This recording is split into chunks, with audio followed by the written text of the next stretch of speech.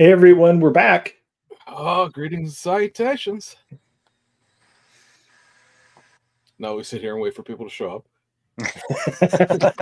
There's somebody. Oh, we can start. There's somebody. There's somebody.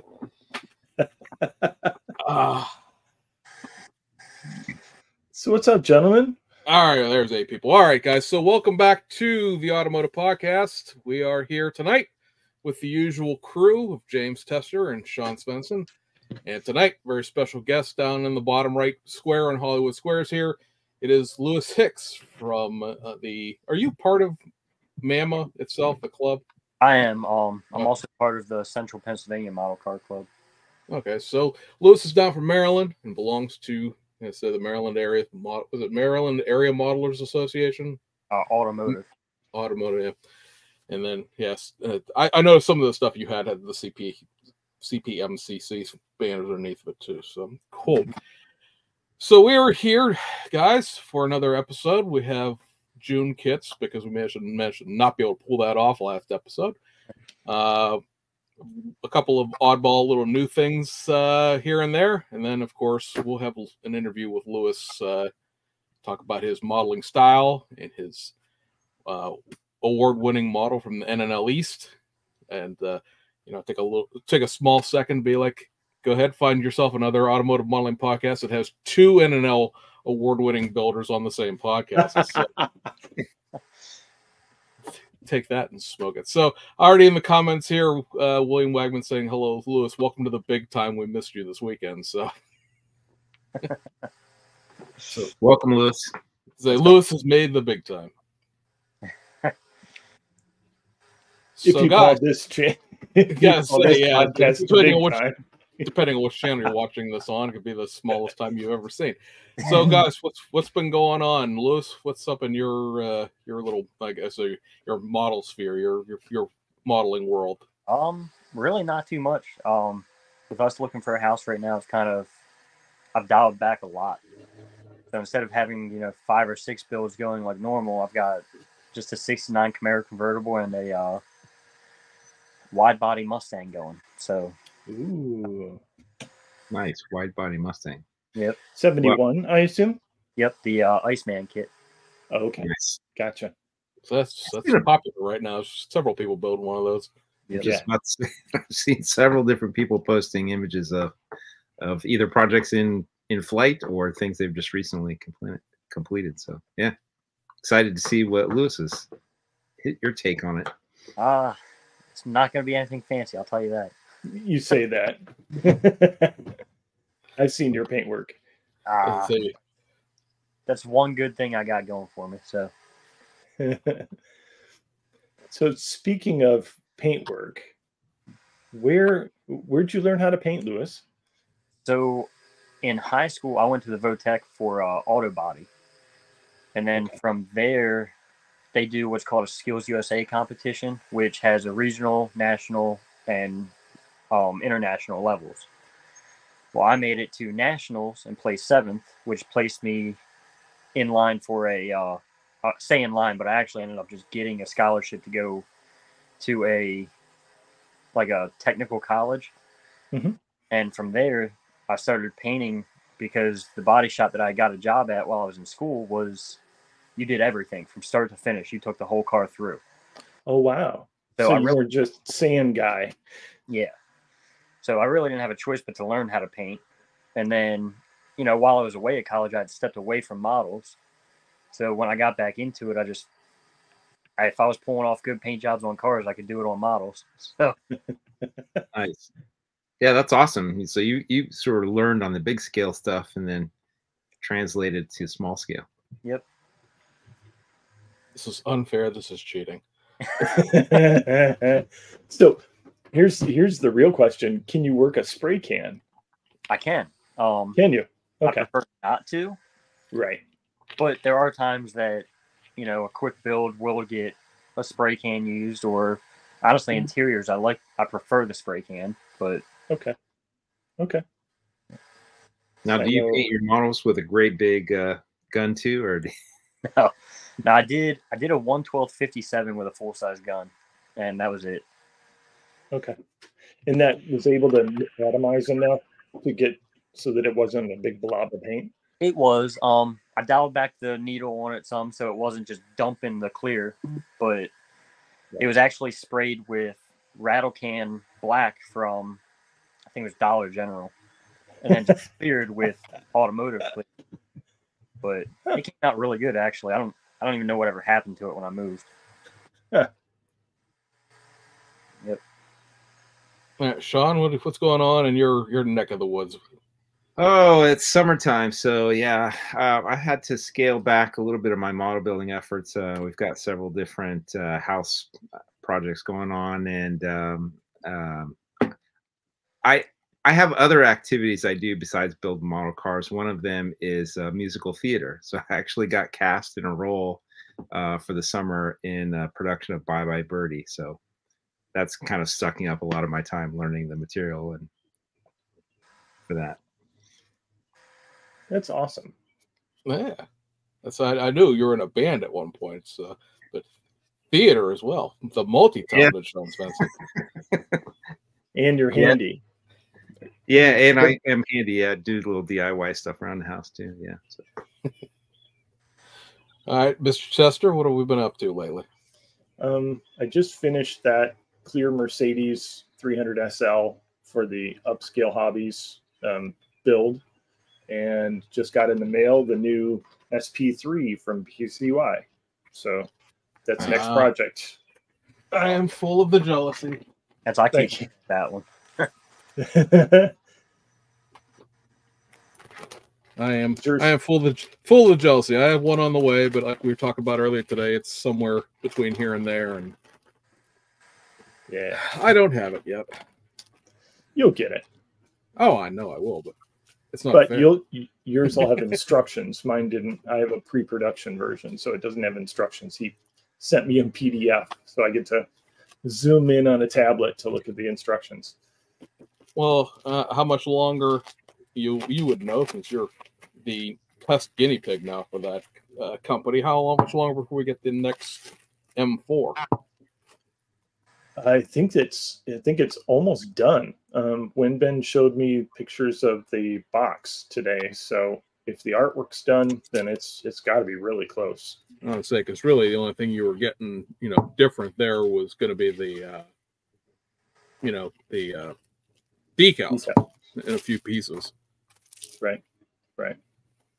Yeah, I had a really good time building the first one. I'm really looking forward to the second one. I built the other one pretty fast, probably like 4 weeks. So I think the next one I want to do wiring and maybe jazz it up a little more.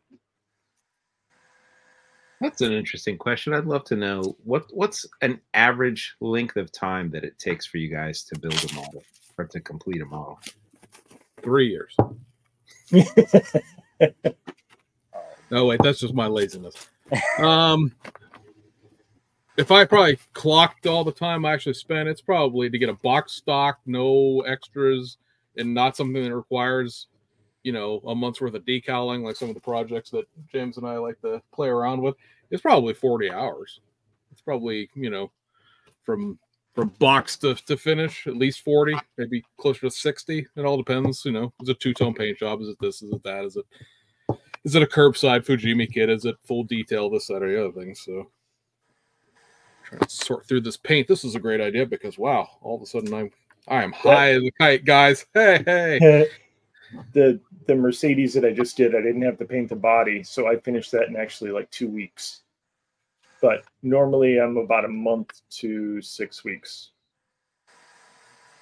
Yeah, how about you, Lewis? That's pretty accurate for me too. Unless I'm under a deadline, like my blue lowrider, that was done in 2 months for the Iceman build off. So, but I mean, I had a week just in painting that car. So then, like my green 30 Model A, that was 2 weeks just because I had a club theme contest coming, and I wanted to make sure that I made the contest. So, right. It's all over. My 1/16 dragster took me over a year to actually get done. So. Wow. I'm probably at around. I bet I'm around 30, and if I average the amount of time, I'm probably at like 30 to 50 hours, probably average per model. And I would say how long it takes me to complete that might be. It'll vary. Like and it seems like fall, Christmas, early winter time, I'll have more time to like devote on model building, and I bet I will turn something out in about a month. Every month I'll maybe complete something. This type of year, it's like there's always outdoor things going on, and I'm always getting sucked into other things, and it seems like I really don't get much done during the summertime. Frank in the comments saying that he knows that I'm shaking paint, but it doesn't look like I'm shaking paint. I know. I thought about that as well. I know, Frank. I know. I thought about it as I was doing it. I was like, the only way this is going to get done is to just go ahead and do it and pretend like I'm not. So yeah, on my end, I've taken the leap to order some paint from England.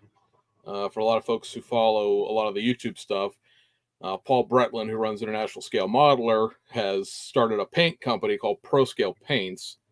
And yeah, like we need another color match, car paint option out there with splash and gravity and MCW and scale finishes and all that stuff. But the one neat thing that Paul does is if you can find him the paint code, and Nairo Splash will do this too, but Splash, if you ask them to match you a paint code, you got to pay 15 whatever, and you get this giant container of paint, right? It's like 60 mil. It's 4 cars of paint, and what are you going to do with four cars worth of Toyota blue?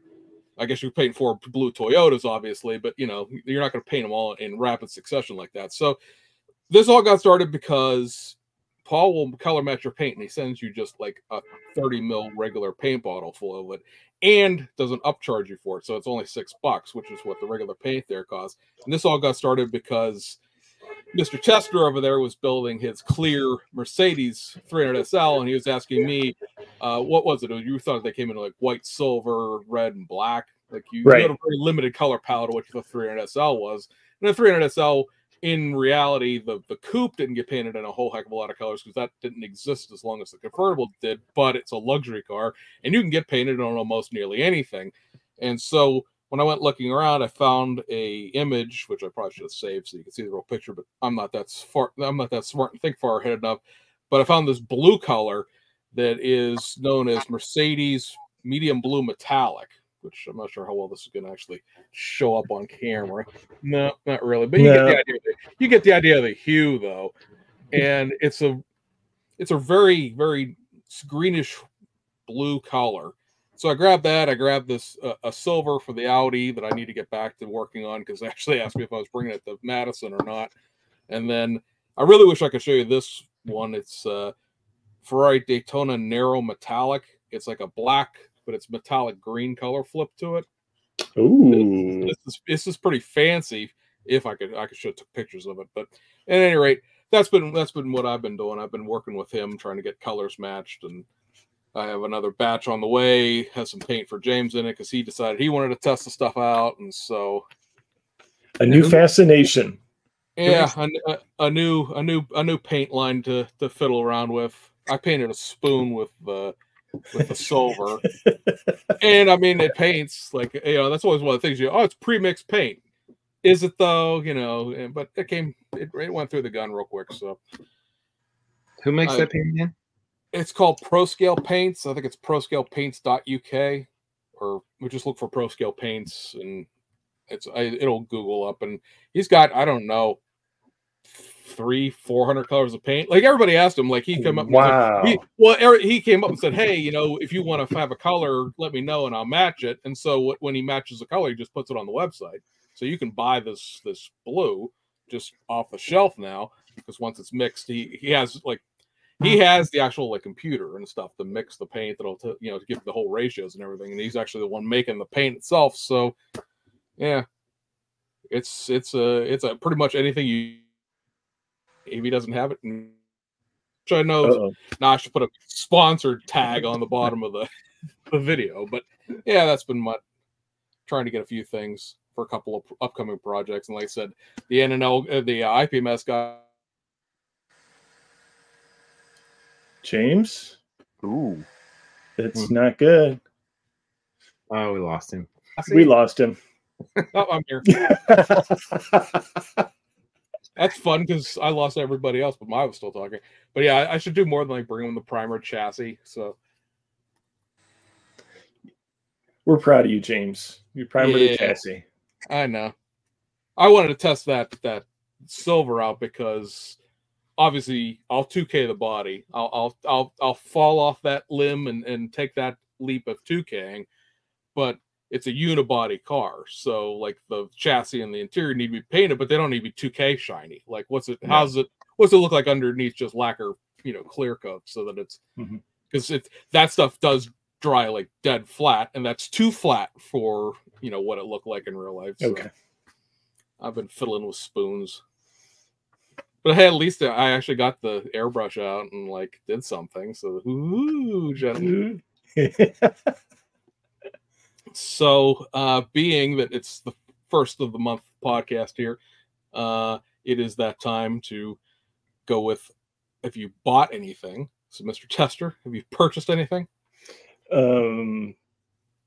Yeah, actually, I bought the Alpha Model SP2 Ferrari to go with the SP3. I won't show it. You guys know what it looks like. And Mr. Duff, I met him in Pennsylvania a couple of weeks ago, and I finally got my little Honda F660. So I'm happy. I got 2 new resin kits, and I'm happy. Hey guys, I'll be right back. It looks like my breaker just blew. Oh, Okay. So you lost all your lights back there, I noticed.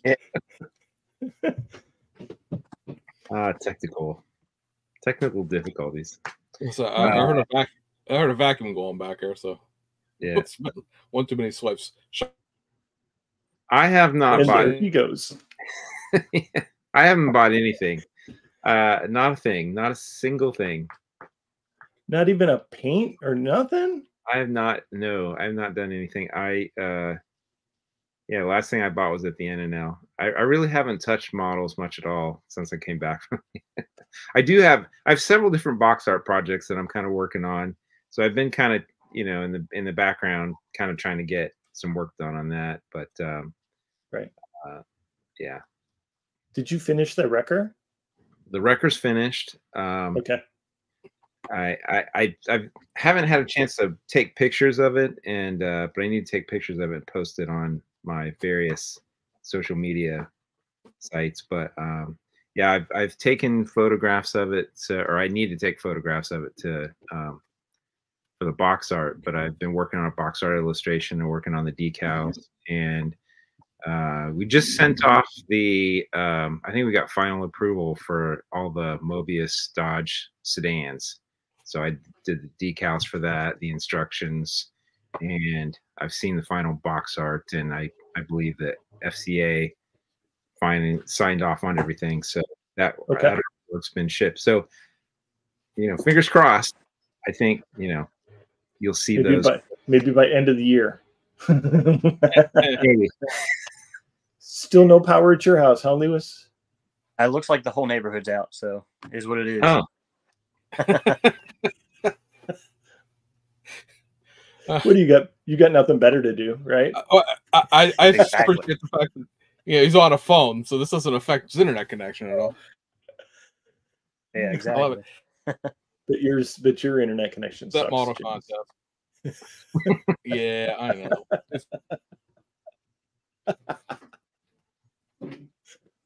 Did everybody freeze? No. Lewis is still with us. Of course, he may need to use his phone to call 911, I think. Something, yeah. Call the power company, right? Yeah. Nah, they'll get to it. Yeah, that hasn't happened in a long time. All right, let's see. All right. The last time power went out here, it was out for 2 days. Well, that was your winter storm, wasn't it? Yes. We're like kind of.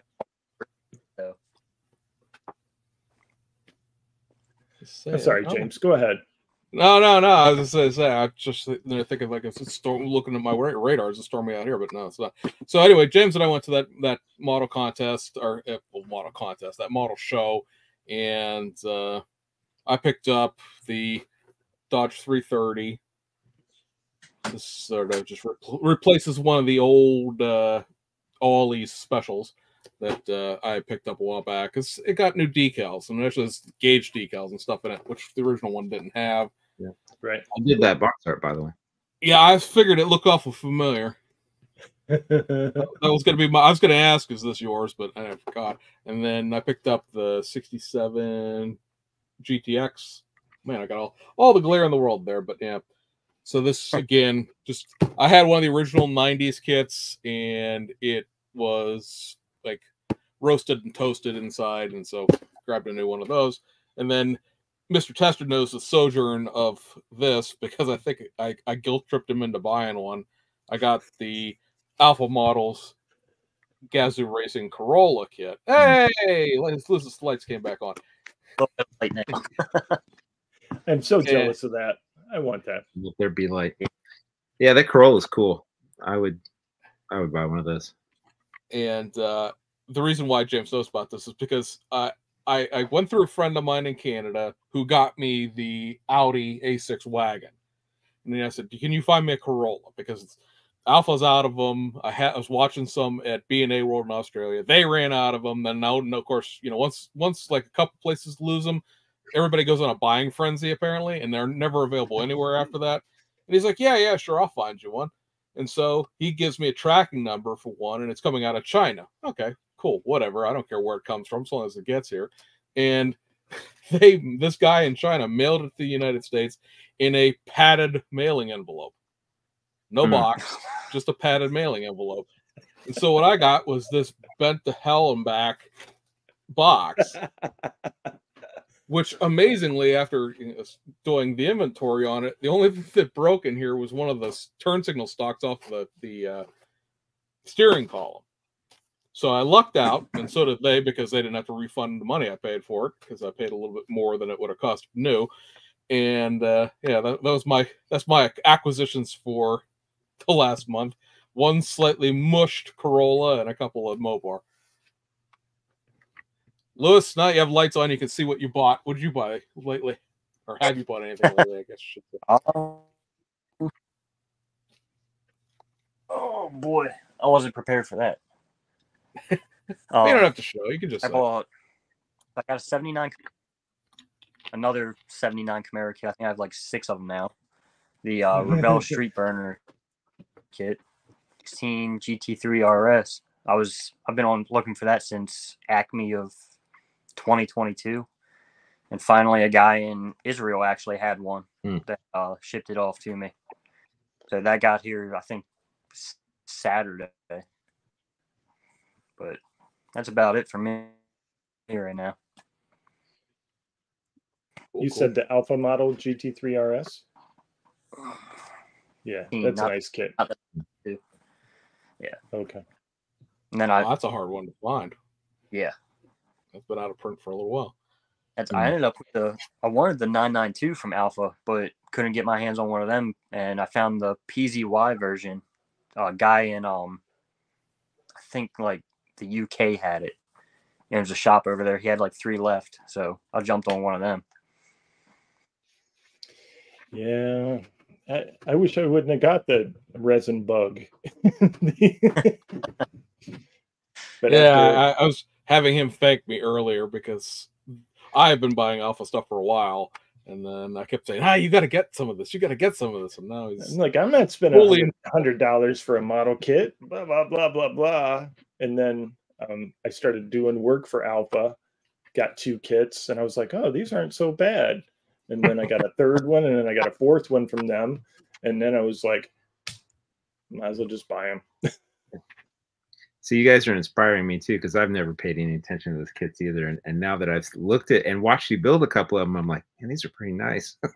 Yeah, they are. And I think it appeals to our hoard nature to, when they come out with them, there are only 100 or 150 of them ever made, and most of the time they don't re-release them. So you gotta buy them as soon as they come out, and that sucks for me, because I'm like, should I buy it? Yeah. And they've got that very interesting tendency. Like that Corolla was one where it existed for like forever. Like they seemed like they couldn't sell them or couldn't get rid of them, and then over the span of a couple of weeks, they sold out. They sold out, and then once they sold out, then they just went, everywhere. So I mean, I've been trying now I finally secured it allegedly. We'll see. But, it took me about a part 2.5 weeks fighting with the people at Alpha trying to get the new AMG kit that they released because they sold out of that before they shipped them. So supposedly they're making another batch. We'll see how many that is exactly. As long as I get one, I don't care if anybody else does. That's just me. That's well, the thing was, 992 from Upscale, and they're like, yeah, we got them. They're coming, all that. So I ordered that and the Veilside RX-7.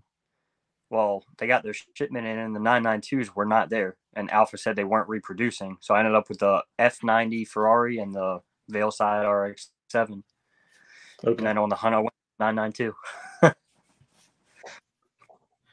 It is the unobtainium hunt of trying to find some of these.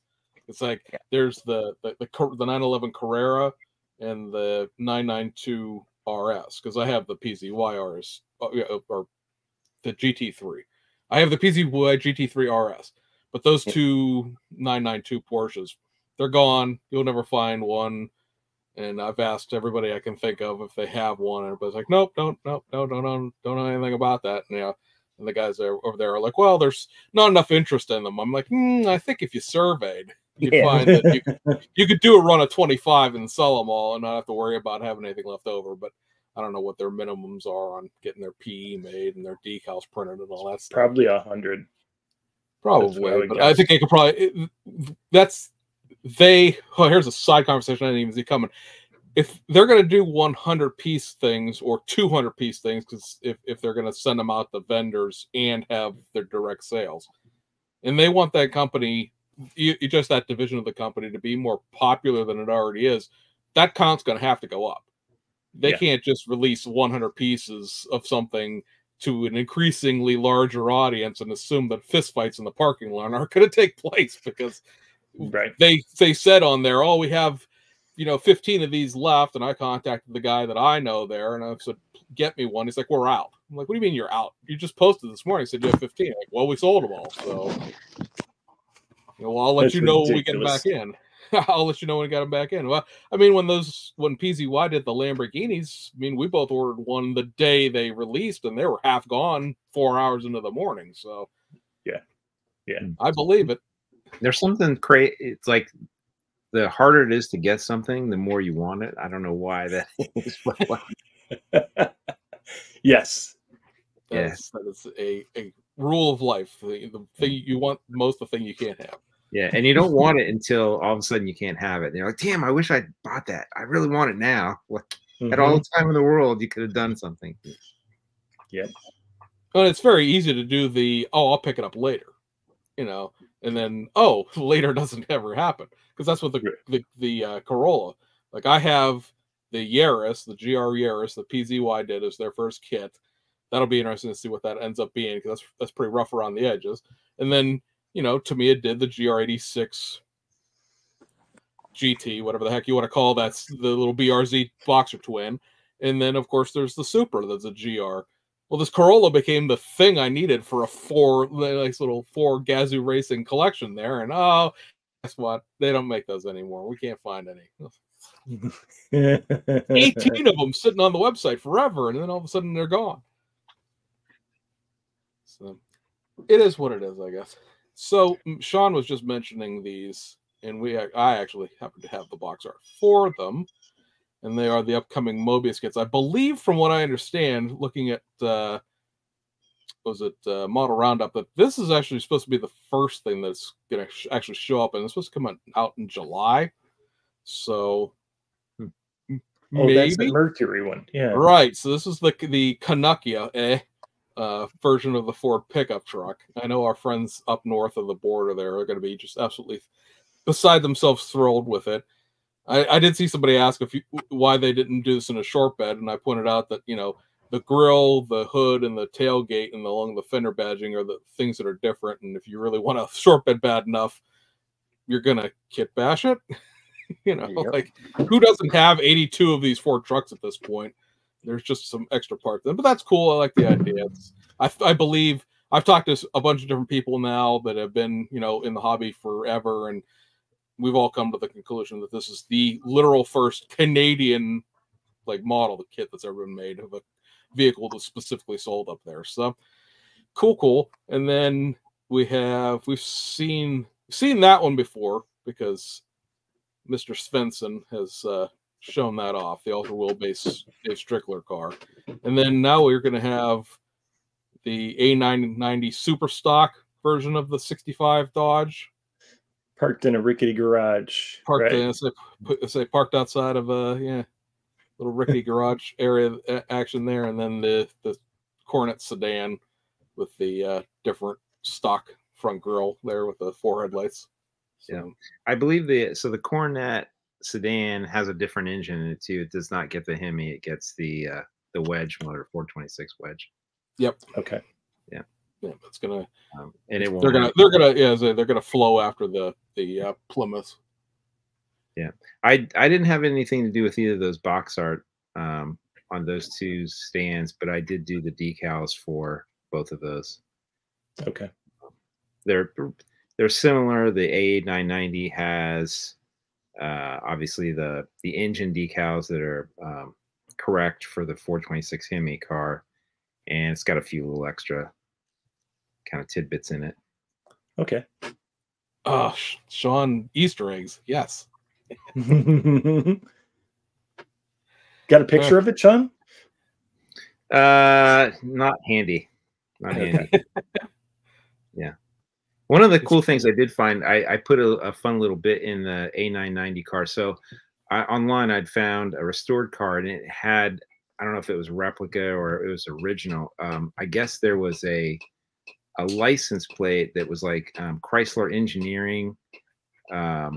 It was probably a paper promotional thing that they either came on the cars or it was, you know, a dealer promotional thing. So I thought it was really cool, and I duplicated that artwork and put it in the decal sheet. So fun little. That's cool. Mopar guys will probably appreciate that. Very, very cool. So yesterday morning, I guess it would have been technically this morning, Hasegawa announced their next variation of a new project they're doing for the Nissan Silvia. I need to find the other pictures, but I need Sean's support of the malaise goodness of this car, because I showed it to James earlier and he was like, "Nah, I don't think so." Not the one I'm about to show you, but the test shots of the Silvia. He was all like, "Eh," and I'm like, "Nah, I know Sean would appreciate that." So what they're going to be offering up next in that line, and this is, to me, is cool because it's you don't see too many model kits of homologated road cars done, and that is going to be a Nissan 240 RS. And this was the road-going equivalent of the rally car. And so what you're going to get there is like a new body and all the bits and pieces to go along with that, obviously. But they only made 200 of these things in real life. There were 240 horse advertised horsepower, so they're probably more than that with the whole Japanese gentleman agreements about displacement and all that stuff. And this thing was caged from the factory. It was, everything's lightweight on it. All you had to do was throw rally numbers on it, and you could go rallying with it. I think it's cool because, like, again, we've gotten a whole bunch of race cars from various stuff over the course of the last couple of years, but we haven't gotten the actual like road going car. Like, it'd be really, really cool if we could get like a road going Lancia 037 instead of all the rally kits that Hasegawa has done, because they did make streetcar versions of that thing. So that's fun. I like that because I saw the initial image of it and I was like, oh god, they're making the rally car, something that New already did, just what we need. And it's like, no, it's the streetcar version. I'm like, oh, that's different. For anybody who wants to know what that actually looks like in real life, the real car would look like this. So it actually is missing the grille in real life. So it's not just a design feature of the CAD. So yeah, it's boxy, it's awful, it's 1983. But hey, the steering wheel is on the correct side of the car, guys, because these were made for rallies. So those, most of the time, you had your driver on the driver's side of a. But the Enki racing wheels, it's very interestingly, Hasegawa has made the top of the engine. You can see down through, pointing at the screen like you could see it.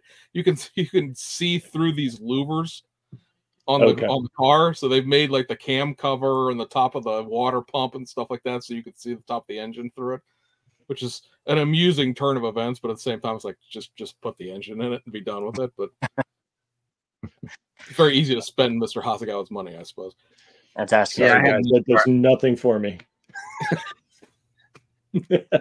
I had no idea that car even existed. I'd never seen it before. I didn't know anything about it until you showed me the picture today, and I was like, "Oh, it's so weird." I kind of like it. It's got that box generic, It looks like sort of like if I had asked AI to make like an '80s Mustang, it might have made something like that.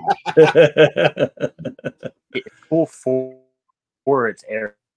There's certain cars that you would never think to see, and then you find them and they're like, all right, well, it's ugly but cool for 1983. Right. Let's say 240 on a lightweight car in '83, and that thing was a rocket ship, really.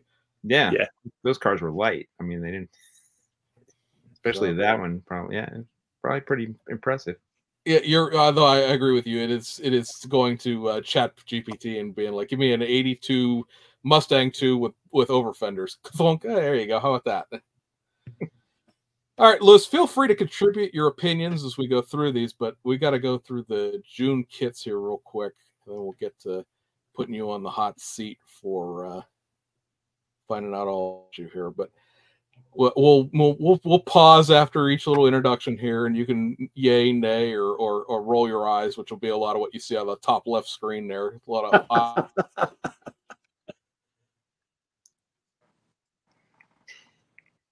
James froze on us again.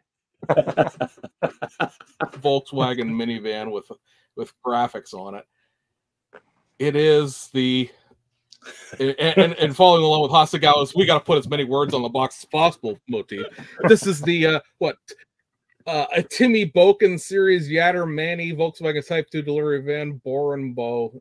Okay, this. I'm sure this is one of these things where like it's a cartoon in Japan that's super popular and like they'll sell like a jillion of these, but like otherwise, holy moly!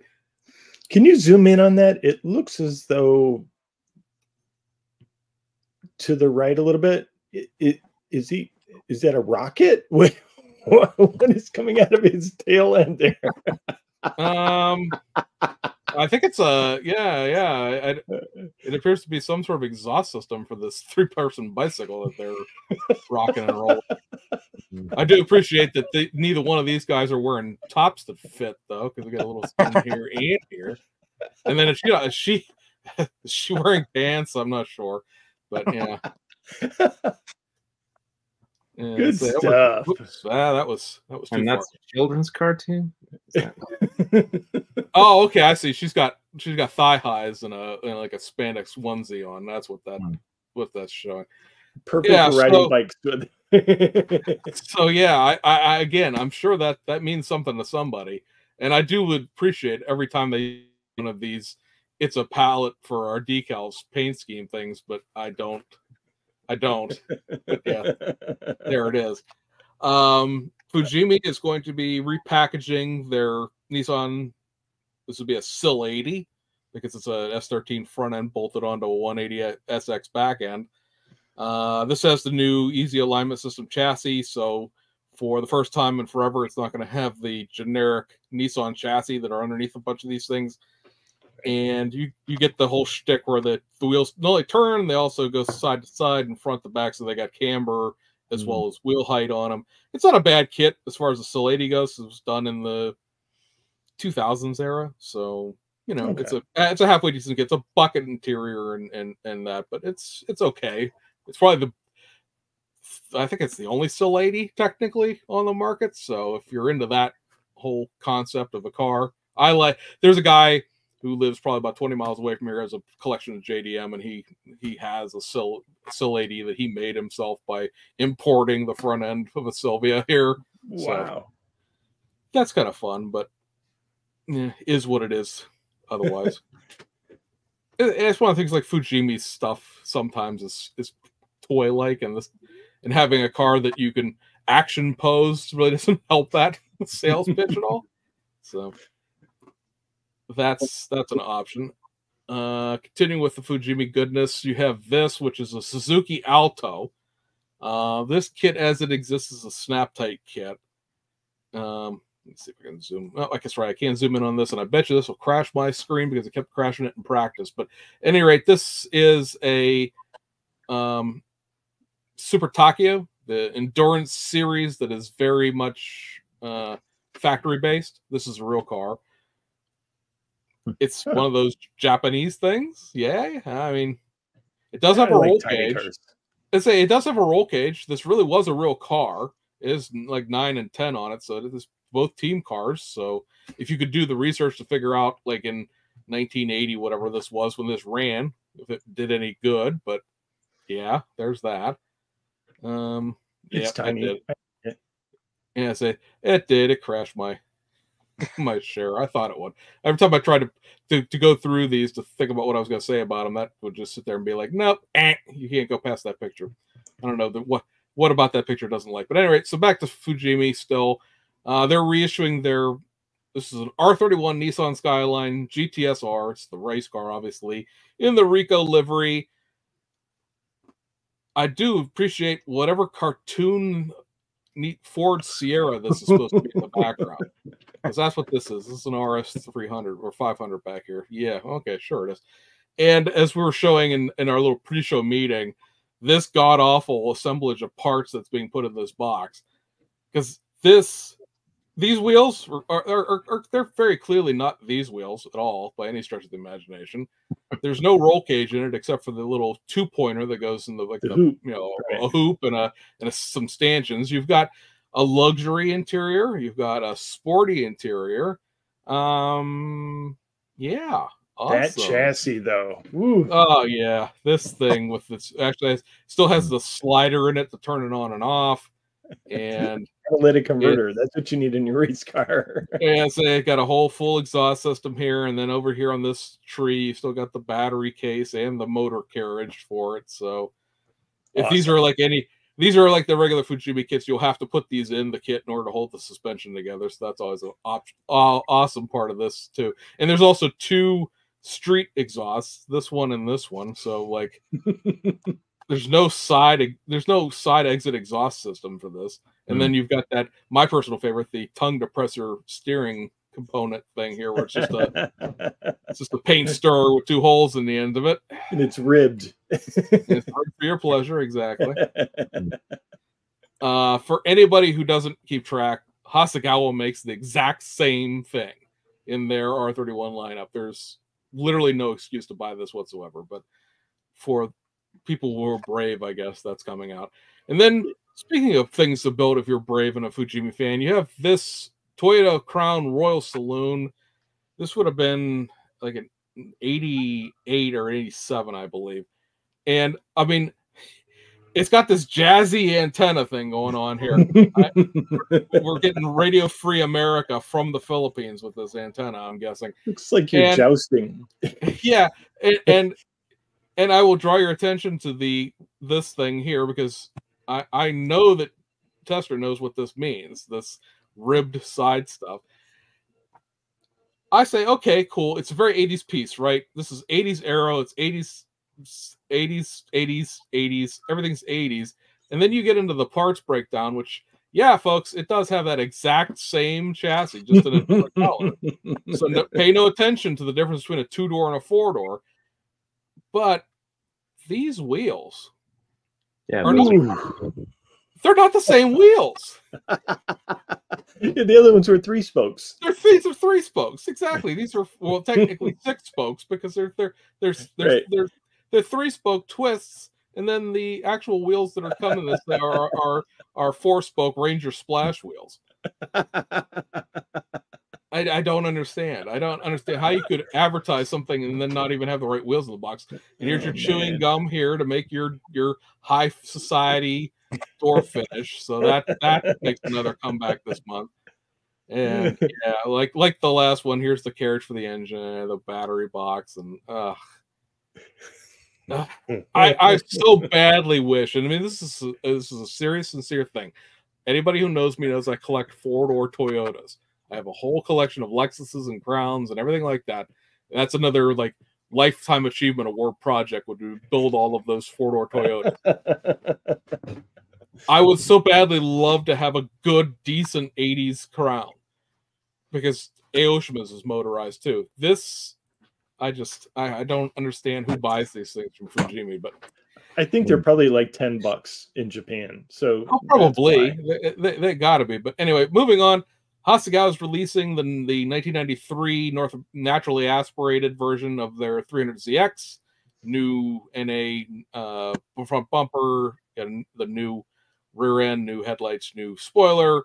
I believe this is going to be molded in a dark green, so yay painting.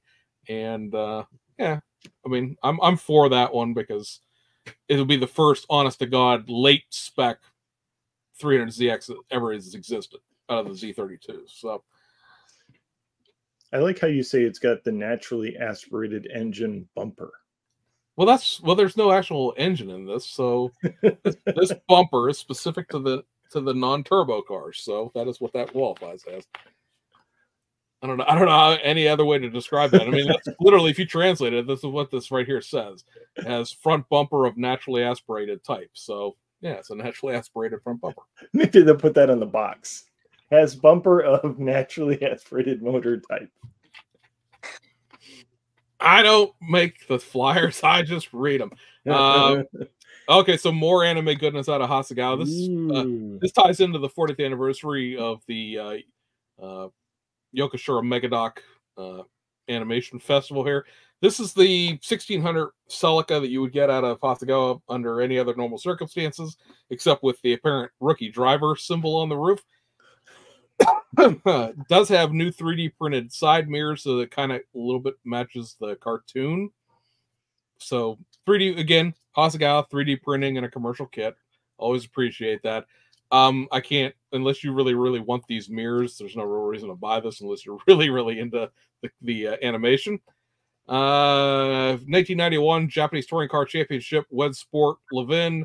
You guys know that anybody who watches anything on my channel knows that I've already pre-ordered this like the instant it hit because yay, more JTC car. Lime yellow wheels. Who doesn't love that? And yeah, I enjoy those kits. So that's all I have to say about that. This is the reissue of the 73 GTR that is going to come with PE scripts and whatnot. So we got an actual like picture here showing the nice raised lettering you get with the PE. Oh, and a badly applied decal on the back. How you like that? Yeah. This almost looks like they took this. I don't know if this is going to be individual letters on the PE, but it looks like they stuck the individual letters on like a piece of clear Scotch tape and then stuck it back here so they didn't lose anything. I mean, Sean can appreciate this. Hey, it's a pre-production model and we need it in a week, so do what you can with it. Right. But this is going to have obviously again a bunch of PE. They're pointing at the license plates because the license plates are going to have aluminum license plate backs. And into the interior because there's going to be some interior PE. I don't know if that's necessarily enough to sell one, although it probably will be enough for me to sell one. You're going to buy it, James. Yeah, I mean, look, I'm a huge PE guy, I guess, when it comes down to it. But the PE that I use is stuff like that, scripts. It's going to make the car, it's going to make the overall model look better. And so I'm willing to pony up for that. We finally got the sculpt here on the Isuzu 117 with the Cool Beauty Girls. So she is happy to see you and sashaying into the mall to spend your money. 124 scale resin figure, resin girl, all the things, and you get the model as well. I like the 117. I think it's a fun car just because of how amazingly ugly the late model version of this car got turned into. Like the early version is a pretty nice looking Pininfarina style car. we came across safety standards that required these bumpers and these headlights, and it just ruined the whole front end of that car to me. But yeah. She's here for your enjoyment. The reissue of the Isuzu Bellet, backdated to 1968. And apparently that's going to something about that car, man. It just doesn't. No. Oh, come on. Nope. Very oddly proportioned. It's got sort of a Ford Falcon kind of esque look, but kind of Wait, hold on. William says, "I can see that Pro Street." There we go. What was I gonna say? I was gonna show this. That apparently also stopped my photo share. That was Lewis. You said you liked that, right? Good. That's what I heard. Yeah. Yep. So for Lewis's edification, I'm gonna show you the. Maybe I will. Maybe I won't. No, apparently I won't. Yeah. Well, apparently that crashed the photo share. That's cool. That's awesome. I didn't need that. That's awesome. Anyway, that's gonna get a new front and rear clips, new valances, and all that stuff, because they've done the earlier version, which of course I don't actually have. No, I do. I lied. I have it. He's got it. Well, it's a question of whether I had it nearby. They've done the earlier version of the Bellet with the twin front headlights. It is, I will admit, it's a lump of a car. Like, it's like somebody took the thing away with it and pushed two ends in and the roof went up. But compared to the original Fujimi kits of those, the Hasegawa one's awesome. And so I'm sure I'm not going to complain about that too hard. Let me see if I can get the photo share to work on something else, or are we done with photo sharing? Which would be like totally awesome, because we haven't shown any of Lewis's stuff yet. Nope, it's gonna let me share. So here's a colorized version of the sexy cool girl. She's even more happy to see you before she sachets off and spends your paycheck. I mean, at least she's like, is this European? She's not Japanese or Asian. Yeah, she's not Japanese, right? Yeah. So that's nice to see a non-Asian figure out of a Japanese model company. And then the domestic stuff, we have a reissue of the MPC 53 Ford step-side flip nose. I'll wait here while this is assaulted. I'm gonna go mute.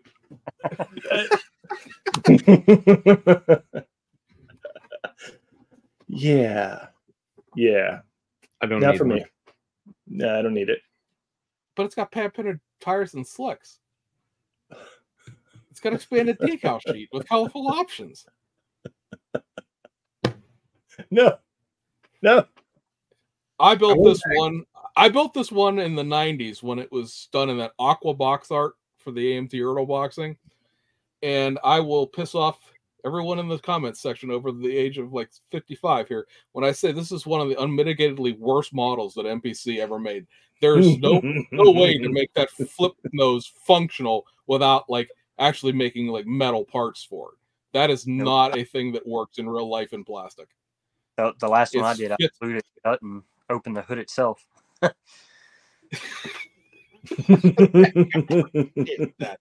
Like this, and when you look at this, you go, okay, what's an old MPC kit? If Scalemates is anything resembling correctly, this kit was tooled in 1974. Like, it's a lot newer than you would think it'd be for as junk as it is. Like, right. Moving back into the informational side, it was last out in like 2003, so it's been 21 years since this kit has been offered, which has probably been a blessing. That's probably why. That's why. A blessing for the modeling community in general, but yeah, it is. This is the original box art, so yay for that. Yeah, sorry, Steve, I can't do it. And then the other kit coming out of round 2 this month is the 64 Chevelle Malibu SS. I believe we have famous people on board who've designed box art for this. Could be wrong, but I know I'm not. And yeah, I'm looking forward to this one. This will be a fun little quick build, curbside. Yeah. It destroys a whole bunch of kit value because original ones of these are going for crazy money, and this one will go for $30. And And much like the GTOs and all the rest of them, it's, you know, a canvas to do your best work with, because obviously there's the ability to put an engine in it. Nothing comes with it, and you can do whatever you want to with it. It's very, very, very low parts count. Can build it in a weekend if you can paint and clear that fast and slap it together, and otherwise you can make whatever you want to out of it. You know, when they're in the display case, you can't tell if there's an engine or not.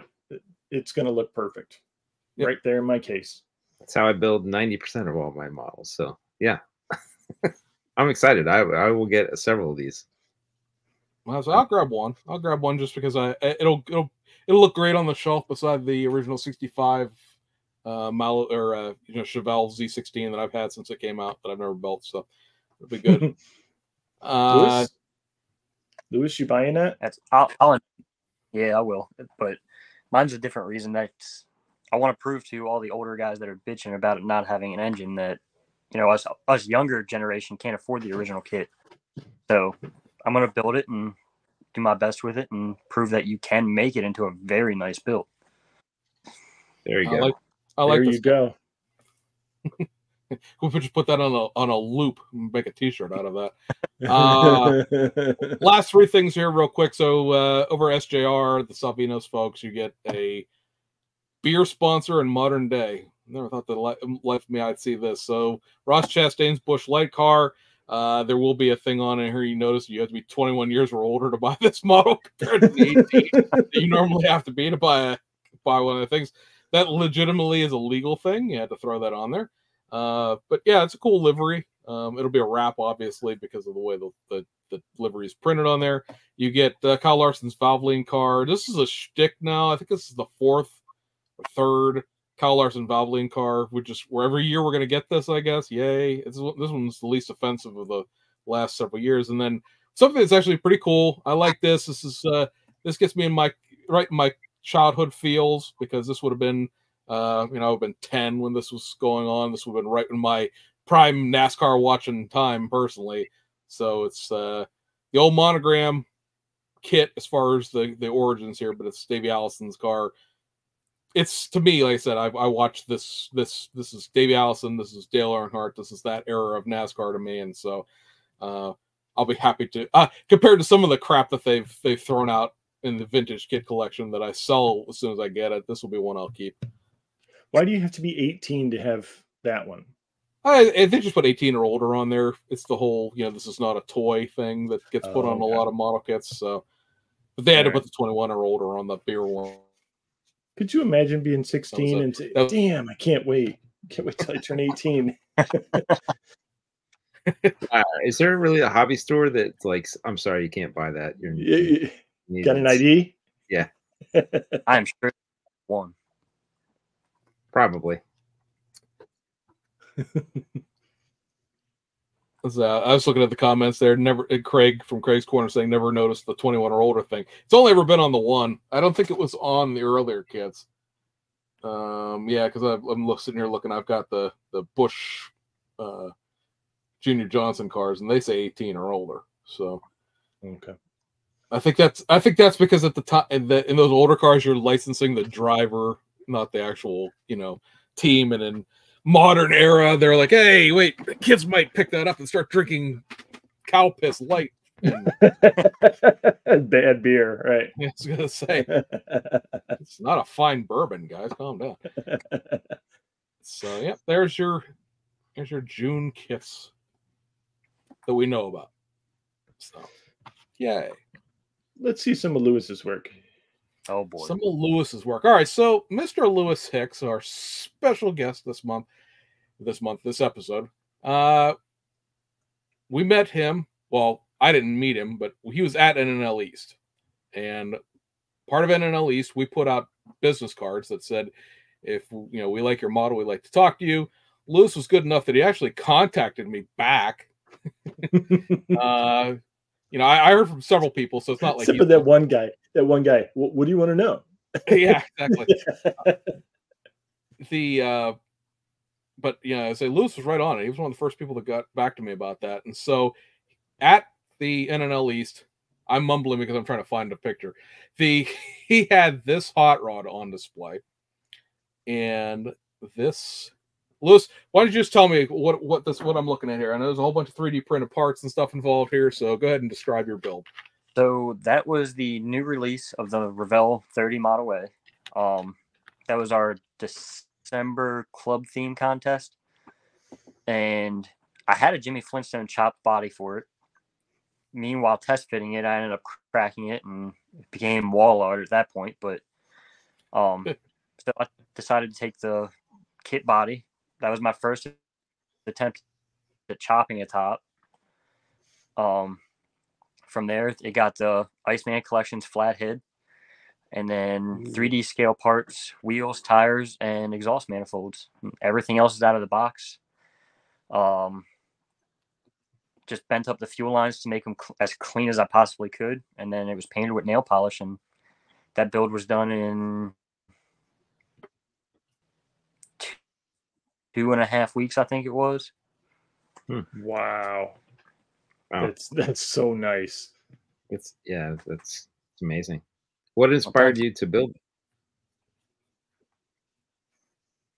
So with the club theme, I try to always take part in it just because it's, in my opinion, what keeps the club going is, our themes to get everyone building a certain thing. But hot rods weren't ever like a subject that I was big on. Like, I appreciate the real ones, but building them wasn't ever my thing. So when the theme came up, I started researching, Model A's, and I was like, well, everyone's going to build, the ragged out looking hot rod, the post-war hot rod, I should say. And I found one that was a close green. It was a little lighter, a little more pale. But when I saw it, I was like, all right, well, I'll go with green, but I'm not putting a small block Chevy or anything like that in it. It's got to have a flathead. So from there, spiraled into what you guys see. And I think and learning a little bit more about the backstory of it, it entertains me even more about the fact that this, in a show, again, we poked a little fun at Sean about this when his Bronco won the Bronco theme, is the fact that in a show that doesn't give out awards, Lewis picked up best hot rod theme with this build. Yep. Talk about unexpected. That I was standing there talking to my buddy Chris, and I'm looking at the screen, and they flashed the picture before they actually announced it.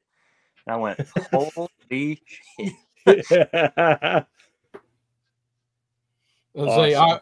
I was talking to James. I was talking to a couple other people, and we were like diagonally across the. I was telling Lewis this the other day, and I saw it flash up on the screen, and I was like, "Oh, that's cool." I saw that. I remember looking at that, and then I came home and I was editing the pictures, and I went, "Wait a minute! I think that's the actual car that won." So yeah, it's gonna be considering, like, again, it's a show that doesn't give out awards, so there's that aspect to it, but like there's a people there that are obviously models, 1,000 models plus on the table. Right. All right. So Craig's Corner asked what paint was used. You said nail polish, but you didn't. Is it? Yeah. If I remember right, it was like OPI On the Go Olive or something like that. So basically, it's an olive drab green. But okay. What intrigues me is there's somebody out there that wears nail polish in that color. Yeah, could you imagine? That's unusual, but it looks great on a model car. I realized that after I've asked that question, I asked a whole question that nobody heard because I cut out there. NNL East being a show that doesn't give out awards and stuff like that, and there's literally hundreds of builders there, a lot of people that you would look up to in the community and all that sort of thing. It has to be like really gratifying to get an award that's people's choice. Like the guys that are there, gave you that. It wasn't just like something that some guy who liked it checked a box and got you an award. That's gotta be really cool.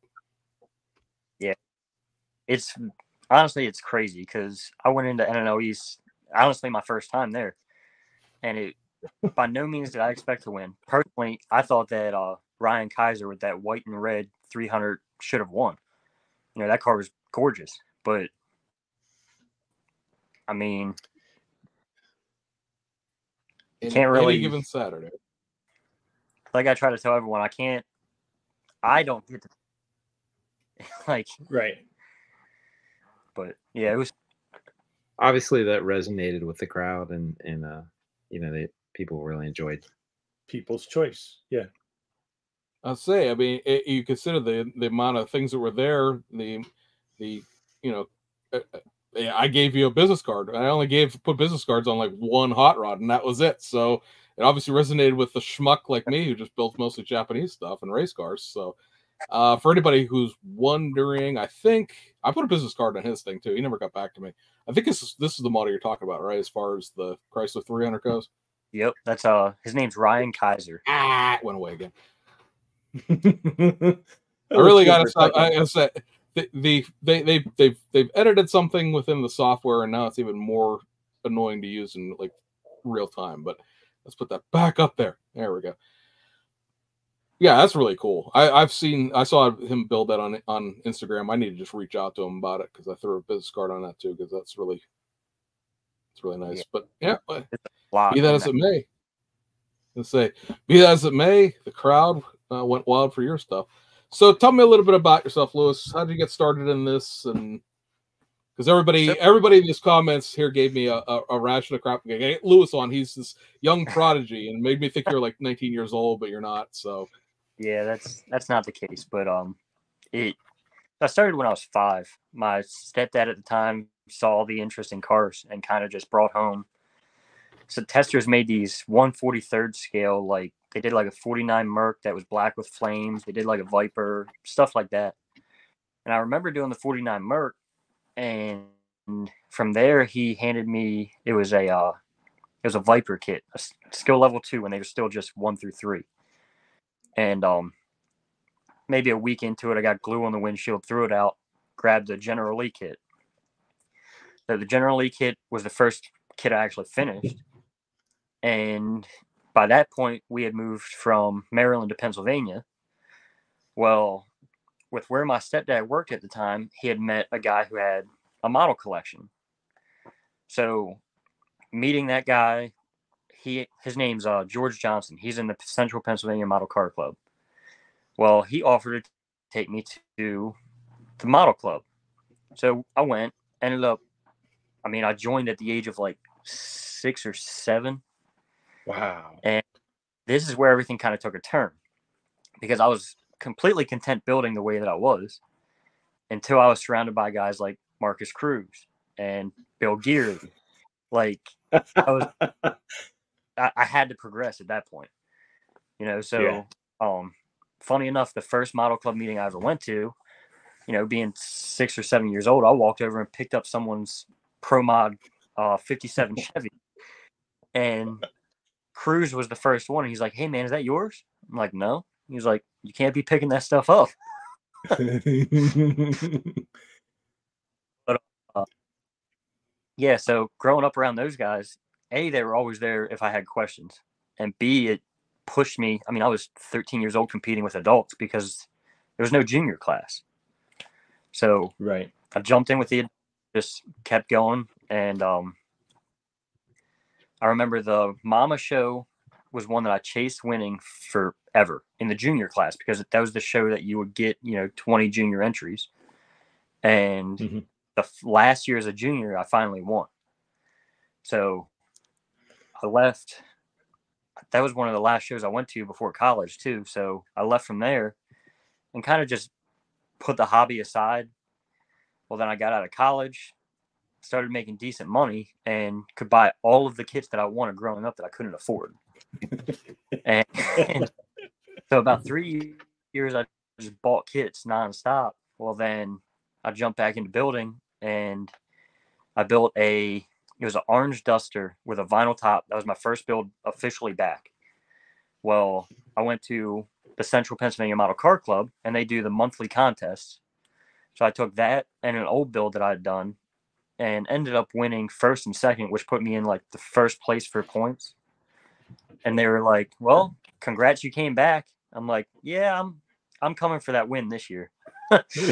And since then, it's been pretty much just back to building whatever I want, except for when I jump in the group builds, it kind of narrows it down. But yeah. What do you typically enjoy building the most? What sort of genre do you gravitate towards? So I'm really all over the place, but lowriders and muscle cars are kind of my thing. The pro street rod kind of deal, or street machine, I guess you would say. That's all this guy right here. Sean loves those pro streets. Yeah. Pro touring. Excuse me. Pro touring. I was really impressed. I saw a couple of some of the lowriders you'd built, and I was really impressed with the paint jobs. Thanks. Do you have a photo of his '60 Chevy?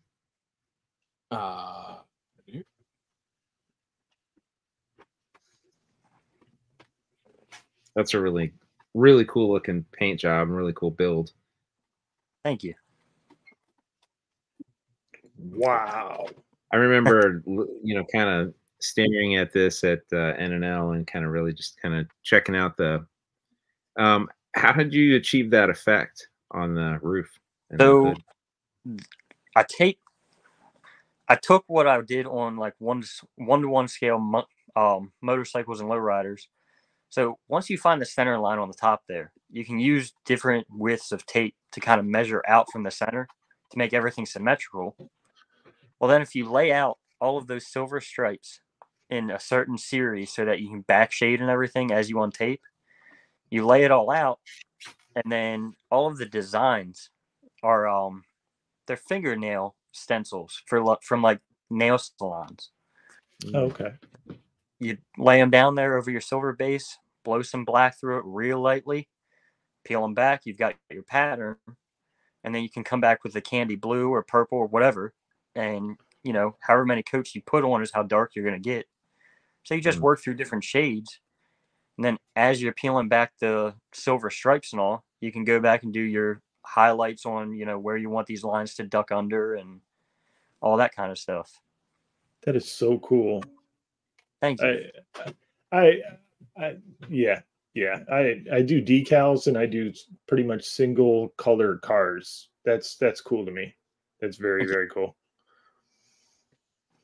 I was gonna say, like, duh, Sean, it's that easy. Come on. So it sounds like you spent a lot of time at nail salons too, like when you're there and you're researching paint. My wife always looks forward to when I need nail polish. She knows she gets a trip to the makeup store then. No, I thought that was really cool. It looked like you used some kind of stencil, but I wasn't, I couldn't tell if that was like lace or some other, but I didn't realize they make stencils for nail salons. Maybe I need to spend more time. So I did a 59 Impala before this one, and everything was like, I cut all the stuff out of tape and all, but with that fine of scale, I had a 0.3 needle in my airbrush, and you couldn't shade stuff accurately enough to where it was clean. So I started looking at other options, and like there's a company that makes like clean cut like stencils that's called Stick It stencils. Actually, they're big on big scale stuff. Okay. But I think the smallest that those scales go down to is like a 1/16 of an inch, and I mean when you're working on that roof, it's not going to work. Right. You'd have a big graphic. Yeah. And now are those stencils like adhesive? Like they have a little stickiness to them? Okay. Yep. Very, very light adhesive to them. So you can lay them down. As long as you peel them off, like as soon as you spray it, it's fine. If you let it sit for a second, it kind of adheres to it, and you end up peeling your paint. But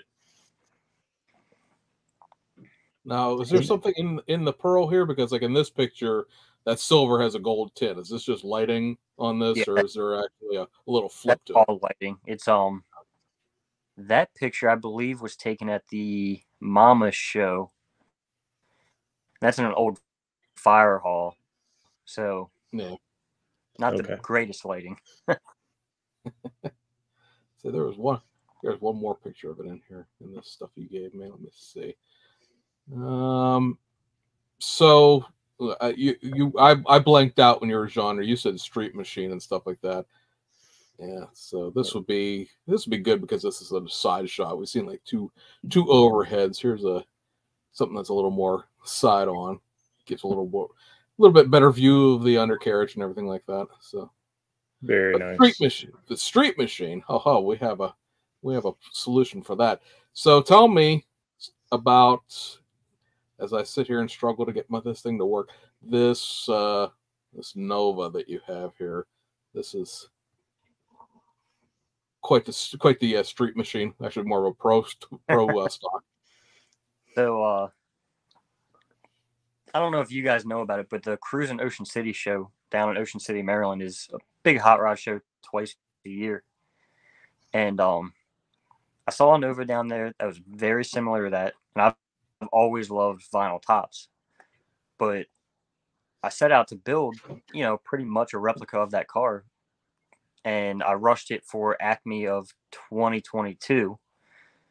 And that was the product. That's the wheels came from a guy. He was in Ukraine. He's now in Germany, I believe.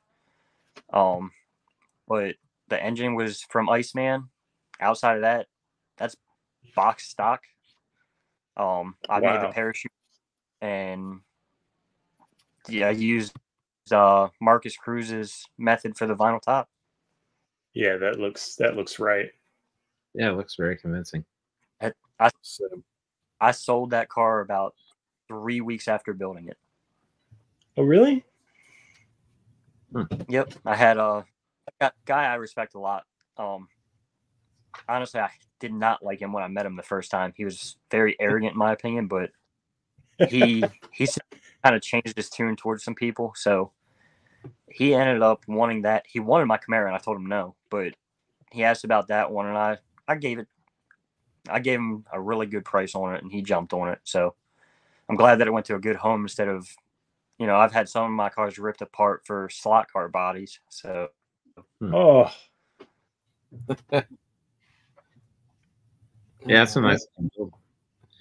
Ooh, yeah, I really like this. This is a 72, right?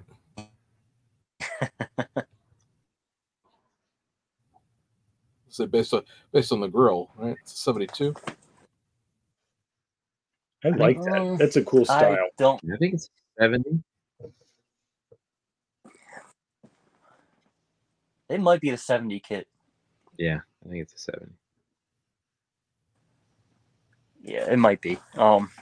Where did whose wheels are those? I really like those wheels. That is so that's Jay's like resin wheels or something on eBay, but then that's the kit hubcaps, because the ones he sends are way too small for the car. Okay. So I hit hubcaps and they worked flawless on it. Yep. And what did you do to the chassis? That was to get that low. That was an Iceman. That was an Iceman chassis. I ripped the bed floor. If you cut it, like if you assemble the bed floor on the sides and all, and you cut just the top posts that stick out, it raises right up in place, like flawless.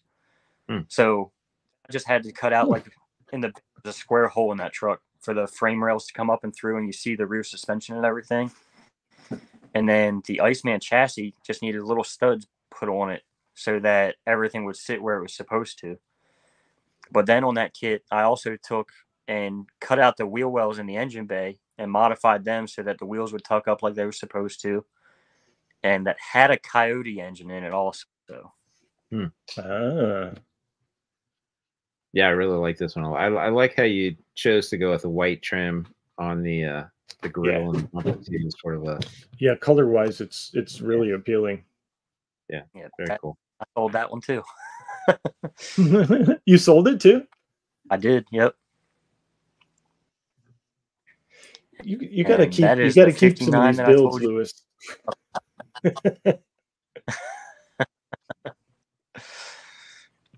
Yeah, that's the 59 lowrider that I was saying that the hand cut stuff just didn't work right. But okay, the car did really good though.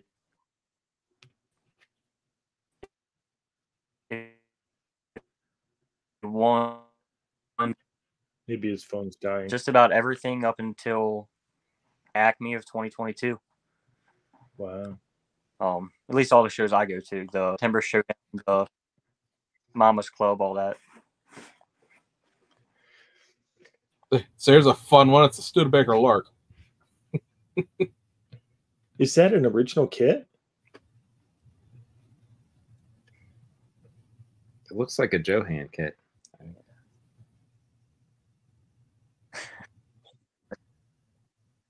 Oh yeah, that's It is? Okay. the Johan Snap Tight kit.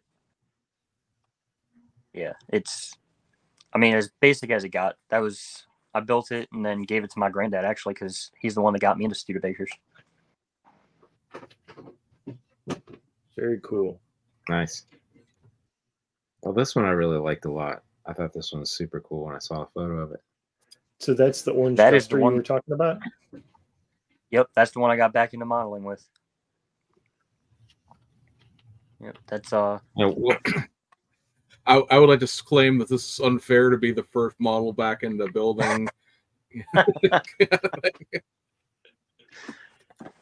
what was your inspiration to build this one? honestly, I was just at Hobby Lobby and I saw the Duster and I'm like, well, you know, at that point I was big into racing. I was with a race team locally that ran X275, so I found those. That was the same guy in Ukraine with those wheels, so I found those and I was like, well, that fits exactly what I need. So from there, I started working on the vinyl top, and when I went to go spray the color of the car, it kind of like hazed the body pretty bad. So I threw it Ooh. like just off to the side.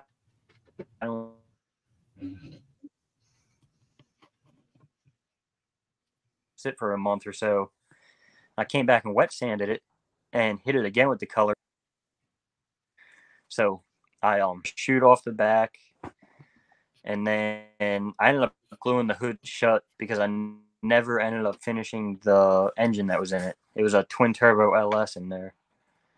Oh, nice. But Blasphemy. But it was a nice. big thing of just trying a lot of stuff that growing up I thought there was no way I could ever attempt, and then jumping in head first at and do. Nice. And is the hood of that, did you build that yourself, or is that a resin piece or a 3D print, or? Nope, that was my first attempt at making a cow hood. You know, I'm a big fan of the Noco style hood on all the newer race cars, so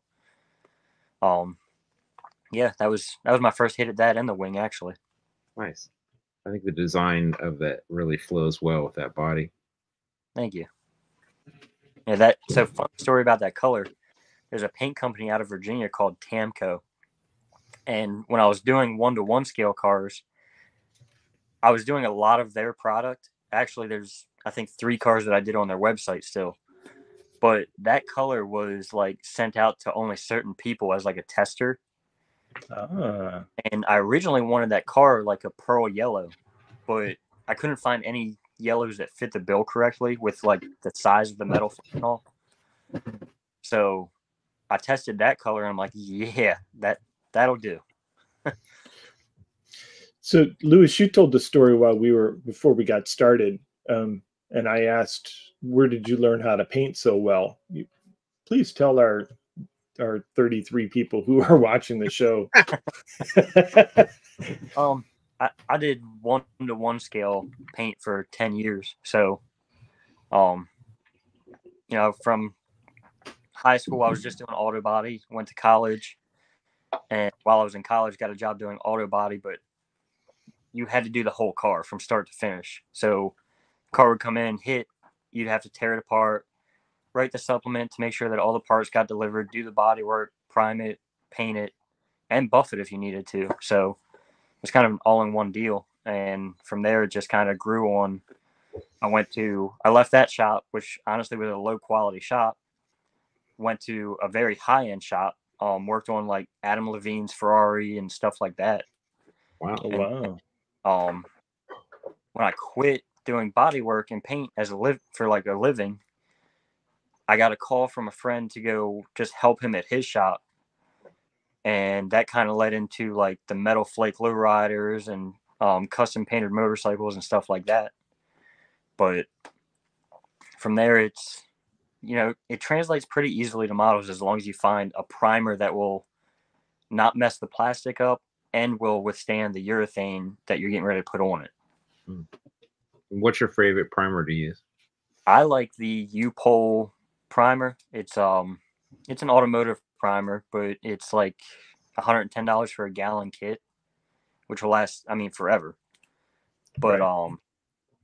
You got to be a little careful with it because of how thick it is. It will hide detail very quickly. Okay. So, is that mostly what you paint with? Is automotive grade lacquers and base? Yeah, pretty much. Very rarely do I use Tamiya primers. It's almost strictly U-Pole. But Okay. for base coat, I'll use just about anything. Nail polish, I like Splash a lot. Tropical Glitz, Tamco, House of Color. Really anything that I can get the desired color, I will at least attempt to use it. Okay. Short of like Createx, so you're not going to see me put waterborne paint down just because I'm afraid to tape on top of it. Okay. Yeah, there was a couple episodes ago, somebody was talking about their Createx Clear and kind of piqued my interest. But I've been using 2K. I started using Omni probably 20 years ago. And just 2K to me is all just 2K. It really, there's not a lot of difference in clears, and everybody, what clear do you use? It doesn't matter. Just learn how to shoot it. Yeah, for models, it really doesn't matter as long as you don't get like that yellow tinge to it. But right. You start talking real cars, you've got different UV protections and all. Again, you're not going to leave your car sitting out in the sun for a week, Right. So as far as that goes, unless I'm doing like my lowriders, they actually get a pretty expensive clear on them just because I have to bury all those paint lines and make sure. Right. But other than that, most of my cars get U-Pole clear, which is, I think it's like $110 a kit for a gallon. Okay. So you just buy a couple nice, things of nice. You just buy a couple things of hardener over time, or usually you can make the hardener last. I keep all my stuff in my basement, so it's not like it sees extreme temperature changes or anything. Okay. So you last for a while. So I've always had problems with hardener, and it never lasts for more than a year. Okay. I suppose once you open it and get it to some air in it, do you throw anything in the bottle to displace the air? I have a friend that throws marbles in his. No, I never have. I guess it could help. The only issue I ever had was I wasn't wiping the tip of the bottle off, so it ended up building up, kind of locking the cap on. So at that point, to use it that time, I just snapped it off, used what I needed, and then ordered another hardener. But okay, other than that, I haven't really had a problem. What's your thought on reducer versus thinner? I will always choose reducer over thinner. Thinner adds as long as you don't need to thin it too much, the thinner is going to add more heat to what you're spraying pretty much. So the reducer, you're not a chance of hazing and stuff like that. You could run into a problem if you sprayed over a decal, but realistically, thinner is more aggressive in every aspect. Okay. Okay. Thinner, realistically, I only use it for cleaning my airbrush or, like a final wipe down on a resin body or something. But I'll be darned. Okay.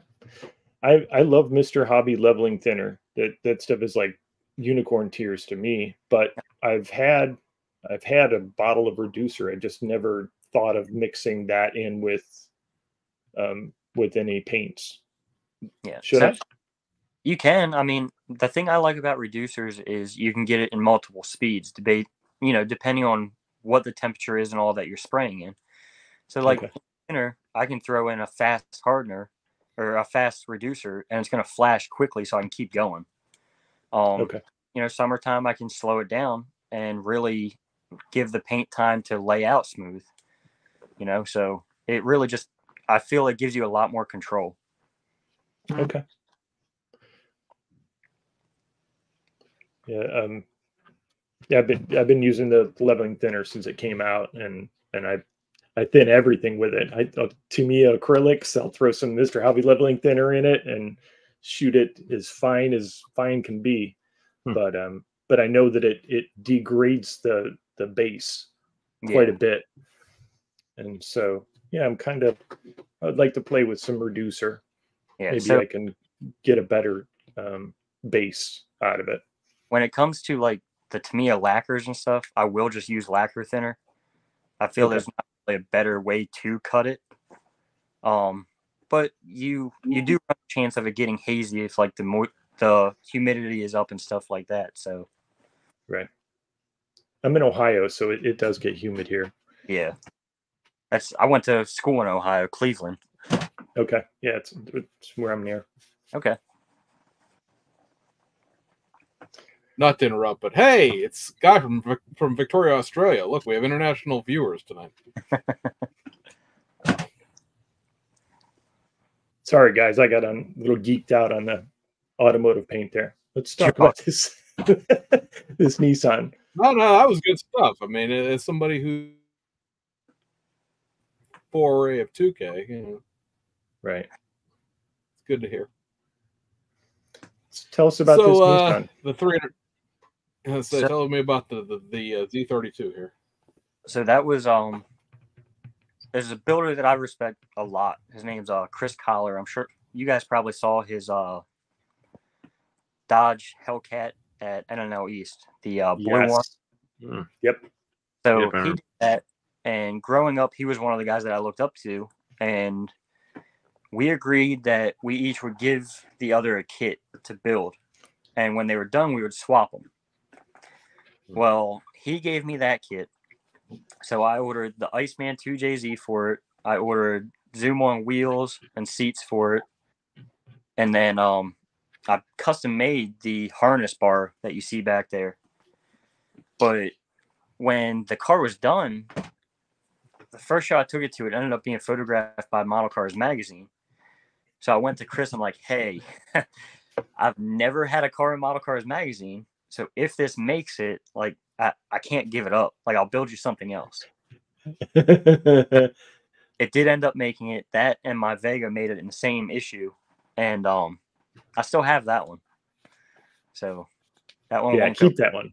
Yeah.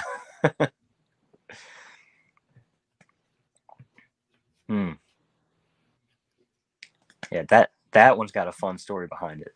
That so I'm part of the Central Pennsylvania Model Car Club, and we were coming up on our show last September, and I had nothing new. Like, I had hit like a stall, didn't really feel like doing anything. Well, the guy that I sold my Blue Nova to made me a bet that I couldn't get a car done. It was the Monday before the show.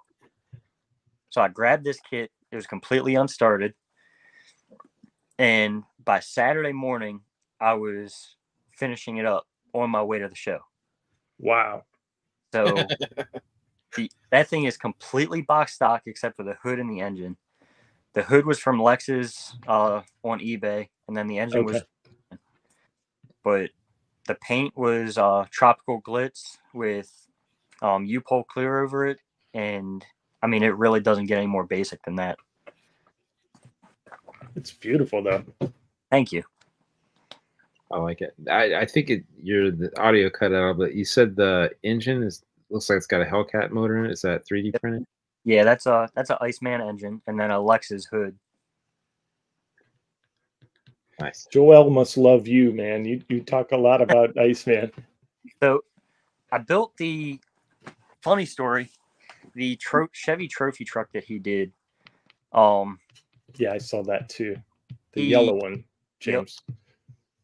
He so I got a message on Instagram, and the only talking that I'd done with him before was like, hey, I'm having an issue with this, or something's going on. Right. Well, he messaged me and just said, hey. I'm I'm like, all right, he's been hacked. I'm gonna have to message him on Facebook and let him know. And in the meantime, I'm gonna mess with this guy. Well, the next message was, "Are you still building?" And I'm like, all right, maybe it is him. Well, the conversation progressed, and he ended up asking me to build the box art for that. So that was the box art truck. And since then, me and him have, developed quite a good friendship. My Model A is actually on his website for the engine now too. So cool. I like Joel. I was living in Arizona for a couple of years, and when the Model Mafia started up, and I swear, like the month after I left Arizona, Joel started coming to the Mafia meetings. So I really kind of just missed out on meeting him in person. But yeah, I did the Morgan. I competed with three other guys for the Morgan box art. I got beat by Chuck's Hobby Spot for the box art. As I remember when you guys were doing that. Yeah, that was fun. Yeah, your trophy truck was really neat. I think James and I were both kind of looking at it at the N&L, and I was really regretting not getting a hold of one of those kits when yeah. I saw them. Yeah. Unfortunately, I don't think that's a kit he's ever going to bring back. Not from what he's telling me anyway. But I have the files, Sean. I'll print you the chassis. That's what you want. It's a chassis, right? Yeah. Okay. Yeah, I'll print it's you really nice. And then you can just use pins to hold it together, so it goes together flawless. Okay. This Vago is really cool too. Yeah, that's Frank's favorite. Oh yeah? Yeah, I didn't know it was Frank actually when I was talking to him about it. I wish I would have, because his Dart is honestly the reason that I wanted to do a mod top on a car. But that was the same guy, Chris, that was supposed to get my that guy, huh? Okay. Yep. That he wanted that, and we had worked out a trade deal because I hated that car when I first finished it. And it was photographed for Model Cars Magazine the same time as the 300. So when they both made it, it was, again, couldn't get rid of it. And that's one of those everyone loves. And it's honestly, it's nothing special. It's, slicks decals that are cleared over with some, it's candy red, but the engine is out of the 69 Nova Revell kit. The intake is resin. The carbs are resin. The MSD is resin. And then the valve covers were just parts box stuff that I had sitting around. There's really, it's not a super special kit or any kind of build in any way. It's just people like it. Yeah, it's photogenic for sure. Yeah, I think it's just got a lot of eye appeal. It just sort of pops, especially like the paint color when you see it in person, and the depth of the color, and just the whole aesthetic of it. It just got a really cool look to it. Thank you. Sometimes you don't have to be like doing something crazy to just like, it's just the perfect blend. Yeah. Yeah. Look at that. Oh yeah, that was Luca's group Porsche build last year. I jumped in, and that was the result. It's that is Texas 3D wide body kit, and then the wheels were. We have a 3D printer that is in my Pennsylvania club, and he designed those wheels. Luckily, I got one more set, but he lost the file for them. But the custom decals on the side to match the interior and wheel faces are actually nail polish paint also. Oh, okay. So it's like a green, huh? Yeah, it's like a tealy green, but it came out pretty good. That one, again, I wasn't happy with when I was finished, and I had a friend who really had never showed an interest in my models or anything, and then he saw that. He's like, "All right, man, how much?" I'm like, "Dude, you can just have it. Like, get it away from me." No, I think this one's really cool too. You definitely have you're sort of a man after my own heart. You build like in all the different genres, just like all over the place. It's whatever I get an itch for, man, and it usually spirals out of control pretty quick. And there's my favorite. Let's see. We always ask, "What's your favorite build?" So this is Lewis's favorite. Yep. So that's the 24 scale kit, right? Yes. Yeah. It Okay. that started as a contest. It was on Instagram. It was, I forget the two group pages, but it was import versus domestic. And obviously I chose the domestic side, and that is probably my favorite kit of all time. I built it probably 10 times growing up. The only memory I have of building a kit with my stepdad is I built that while he built the Days of Thunder Hardy's car right next to me. So, that kit holds a spot in my heart. That's why I have, I think, 6 of them behind me right now. But I made the hood on that one. The wheels are from Texas 3D. The roll bar I modified. I mean, you can't see all that, but I modified that to make it like a 6-point roll bar instead of the 2-point that it comes with. Right. It's got a chute off the back with a mount that I made, and then a Texas 3D engine in there. It's the high rise. I think it's the LS in it. But that was, I think I've had 3 or 4 of those actual late 70s second gens. And I always said if I own another one, that's going to be the final result when I'm done. Tell us about the paintwork, please. So the paint was Admiral Blue from Splash. And I think it was 4 coats of U-Pole clear, because that was the first model I ever attempted to polish. So I wanted to make sure I had enough to really go at. And it turned out awesome. That's, like I said, it's my favorite build that I've done. Yeah, it's I pretty love cool. it. Very cool. Very cool. Thank you. So you built across the spectrum there. So what's your favorite manufacturer? Not like brand of car, but like kit manufacturer. So for ease of build, it's definitely going to be Revell. With me being a muscle car leaning guy, Revell's kits are hard to argue. Granted, a lot of them are way cartoony, but you can usually build a pretty nice car out of them. But it would be nice to see like the MPC mid 70s Camaros come back and stuff like that. I have those kits, but I don't want to mess with them. Yeah. So you almost have to kit bash them with the 70 and a half to get a better chassis and stuff. Yep.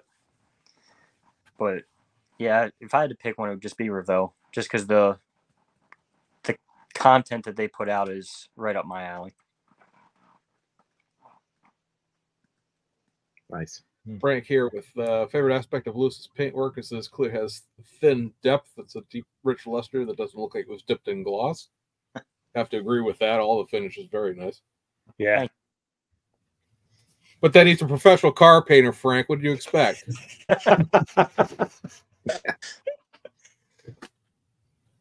If the fire do a good job. So we talked about this a little bit before the show, so you have a chance to think about it. If you had the time, effort, whatever, to build your life project, as it were, do you have any idea what that would end up being as far as like what a build, a series of them, whatever that might be? My favorite car of all time has always been the 48 Tucker Torpedo. I love that car. Always have. The story behind it's awesome. And the resin kit has just been released. That is, I mean, I have one back there. It's phenomenal. But if I had unlimited funds, that kit would have opening doors. It would have an engine. It would have everything. But that would be the one. That'd be a cool project. I'd like to see that resin kit's it's 9/10 of the way there, though. I mean, as far as other than not having the engine and not having the doors open, that's one heck of a resin kit. Yeah, it's way better than any other option you've ever had. Like I think Model House did one, and the proportions just weren't right. So, I mean, when they do pop up on eBay, they're $140, $150. When for $200, you can get this one that's way nicer. you know. So that's a new company, Red something, right? Red Panda. I think. Okay. Yeah. Do you know if they're going to make anything else? Huh? Do you know if they're going to make anything else? So I've talked to the owner about some ideas. The next stuff he's going to put out is going to be trans kits, just because he said that the whole kit as a whole takes way too long to produce and be profitable to keep it going. Right. So he's going to put out some trans kits, and then as far as like the next full kit, I'm willing to bet it's going to be along the lines of like a Studebaker Hawk or a Packard Hawk. Okay. I'm going to ride that line, I think, but I don't know for sure. That's cool. Yeah. Yeah, it seems like James has the ear of the decal people, and I've got I got the ear of a decal guy, and Sean's got the ear of Mobius. So yeah, it's neat to sort of drive the future of modeling, you know. Yeah. Or be an influence in it. Yeah, it's apparently people talk about me way more than they should, but no, you deserve it, dude. You're doing good work. well, I appreciate it. You're welcome. Like I said to you on our messages, what does it feel like to, carry the weight of the proof that the hobby isn't dying? Look, you got to remember, there's still younger guys out there that are definitely better than me. Dylan from NYS he's phenomenal. He really is. Yes. And then there's always going to be younger guys that kind of fly under the radar just because, like, I know at a show I'm really bad at it, like introducing myself to people that I see. I've always been a quiet guy, so for me to introduce myself the chances are slim to none. There was a guy at NNL East that I competed with my Camaro online, and he brought his Supra that he had competed with, and we had talked on Instagram about meeting up and taking pictures and all. Well, it wasn't until the last half hour that we finally got together. So it's there's definitely a younger generation coming in. It's just getting them to stick with it as, whether they want to build Gundam or, aircraft or whatever. It's just getting them to stick with it. Yeah. There's a lot more distractions. Yeah. For this age than what I had. Well, I didn't start until I was 28 anyways, but you guys, Sean, James, you guys started as kids. Yep. Yeah. Lewis, I was going to ask if somebody wanted to see more of your models, do you have an Instagram or a Facebook page? How would they? Yep. So where my name is, I put my Instagram right behind it. It's lowercase LEW with a number 1 and then lowercase SHICKS. That's pretty much where I post. Other than that, you'll find me on like Luca's and stuff like that. I really don't post too much just because, again, I don't feel that my work is outstanding by any means. You'll honestly, more times than not, you kind of find me stirring the pot when people irritate me with stuff they say. So there's a lot of times I comment and I'm like, oh, that might be a 3-day ban or a 24-hour ban. Well, I think that one of the things with if you will, the younger builders is the fact that Instagram is where it seems like a large chunk of the younger builders hang out. And for whatever reason, us old farts don't use Instagram for anything. So like those two things don't really mesh. And I could totally understand, like, because Facebook's a cesspool and forums are even worse. And like Instagram's a nice, relatively calm, quiet place where you can just show your work. You're usually not going to get a whole lot of people being douche nozzles to clean that up as best as I can. But and since the old folks don't go to Instagram because it's just pictures, like you're missing out on a whole like subsection of the hobby. You know, Oh yeah. there's a lot of really talented younger guys on Instagram that don't get any attention because, well, they're over there on that weird camera platform thingy, and I don't use that. Yeah. It's interesting. I participate in both. I have a site on both, and it's a different demographic, you know, and the interests will be different. Like I'll get, you know, a lot of response, you know, maybe to a certain genre model on Facebook where I won't get much response to it on Instagram and vice versa.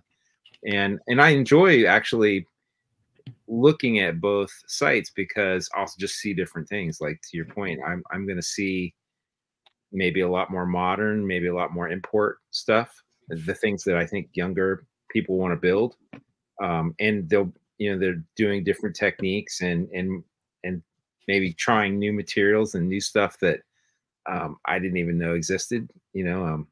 But on Facebook, you'll see, you know, a lot of the traditional stuff and, you know, some of the good old fashioned techniques that work great. And so it's worth it to participate in both, I think.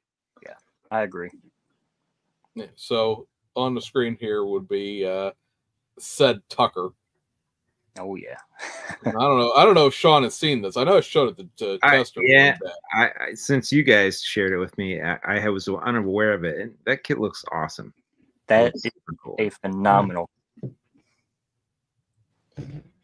Let's just scroll through the pictures here. And, I want to see Lewis build it. Yeah, for sure. I want to get my hands on a second one before I build the first one.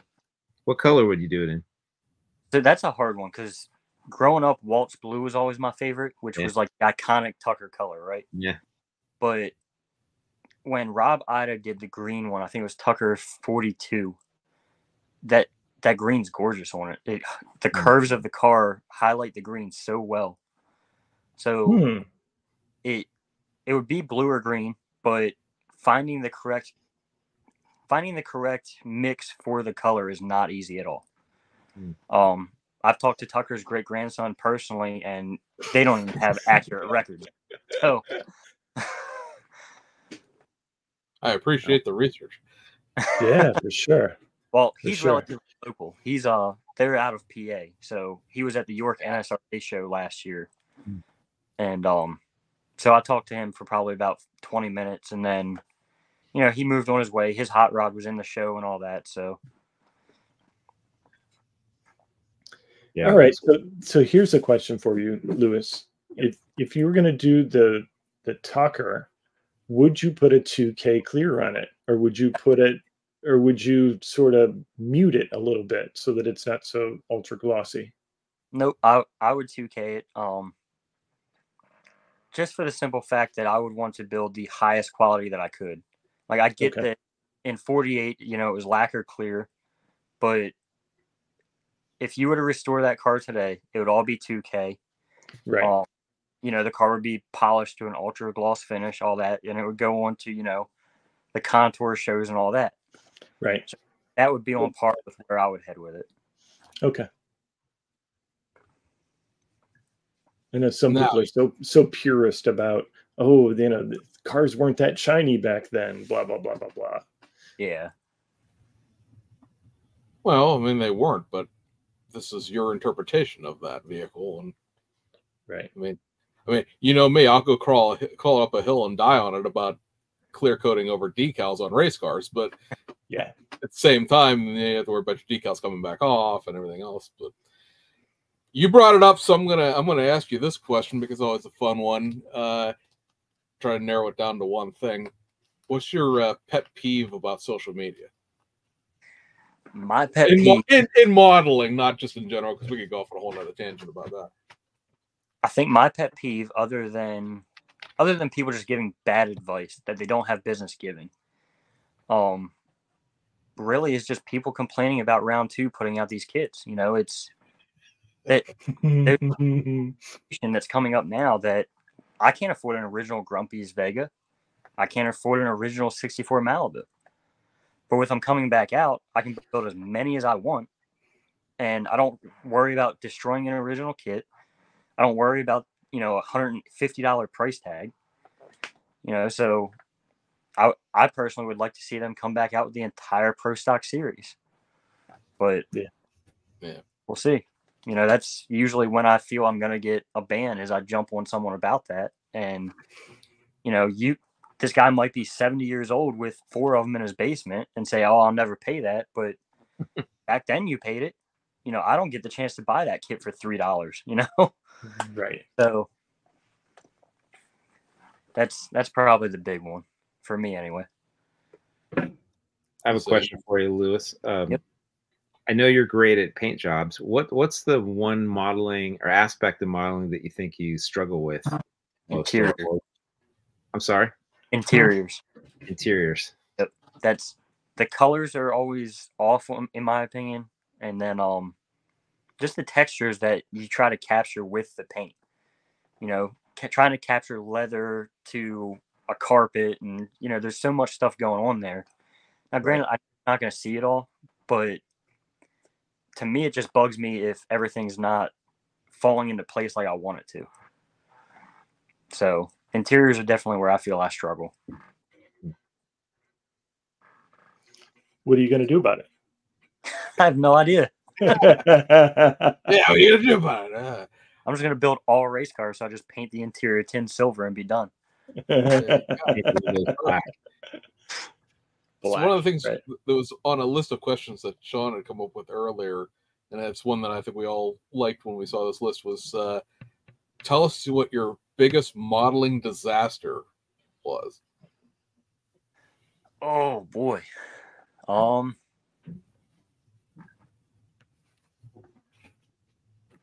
He's that good. He has no disasters. All right, moving on. No, I'm trying to think. It probably was that red Impala that I did.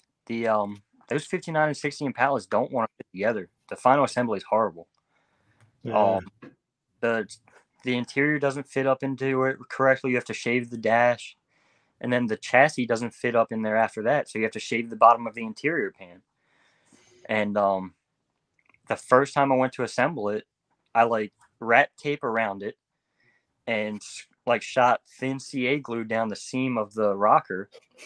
Well, it shot up under, ran down the door. It was horrible. But luckily, I was able to just repaint the one side and fix it. But you got lucky there. Very lucky. That thing would have been wall art so fast, it's not even funny. You try to test, like build and fit things together before you, or do you just like, you know, put it all together at the end and hope for the best? Depends on the kit. So that blue 60 Impala, I test fit that probably 50 times. But when it came time for final assembly, that hood and trunk will not close. There is nothing that I could do to get that to close. I tried just taking a file up in there and shaving it, and I'm like, I'm going to destroy the paint job if I keep going. So you'll never see that hood and trunk closed. Fair enough. I'll say, all right, Lewis. So this was something that you posted. It was in our comment section after we went off live last time. Yep. Explain how you do your masking for your windows. So you suggested a tape that yes. We were all like, "What doesn't come in a tiny enough size?" And we went into the whole thing of whether you were just basically reverse masking, aka mask over and then cut out the negative space. So how do you do that? So how do you go about it?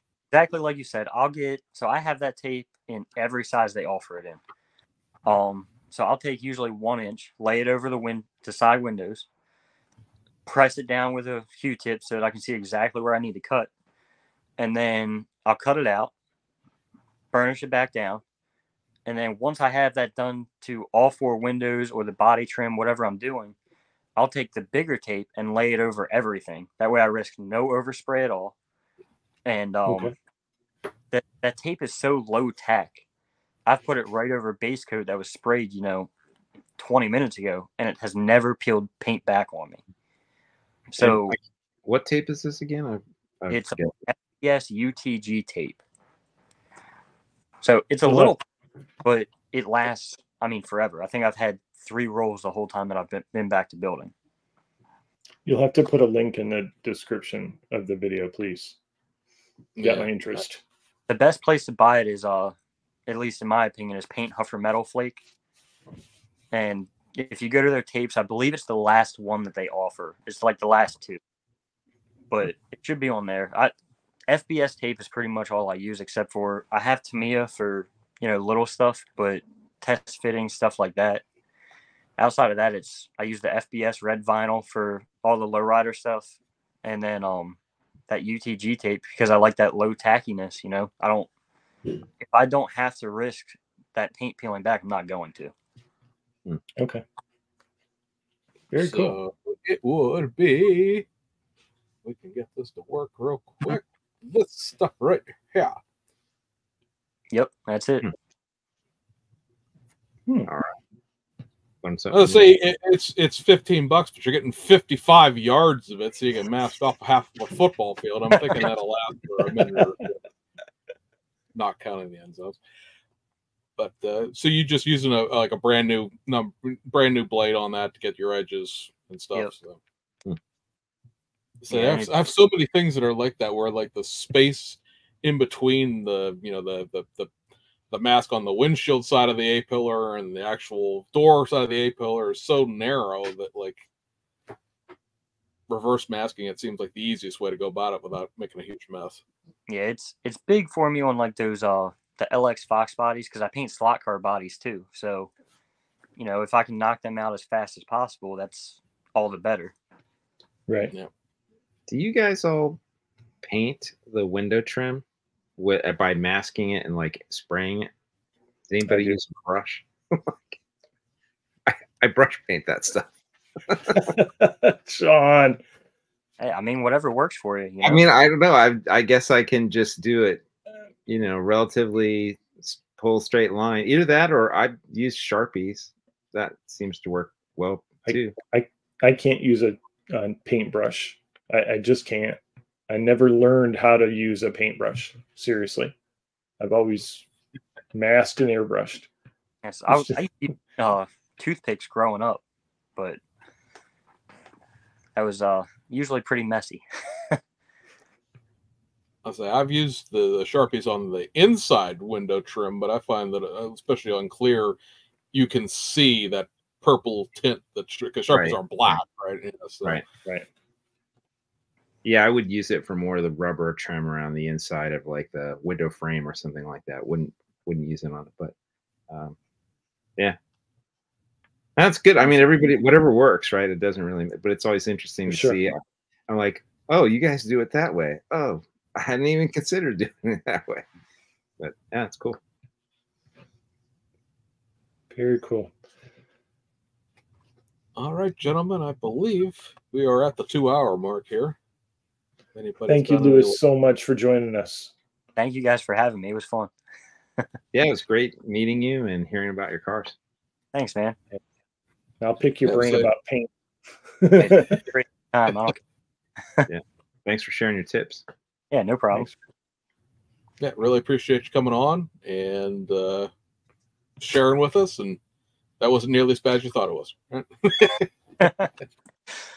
Yep. All right, guys, boys, girls, that'll do it for this week. We'll be back in another 2 weeks with Michael North from Northwind Customs as our guest, where I will sit here very quietly while James and Mike talk about 3D printing for 2 hours.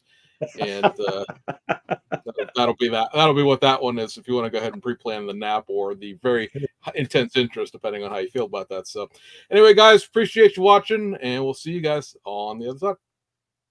Peace, guys. See ya.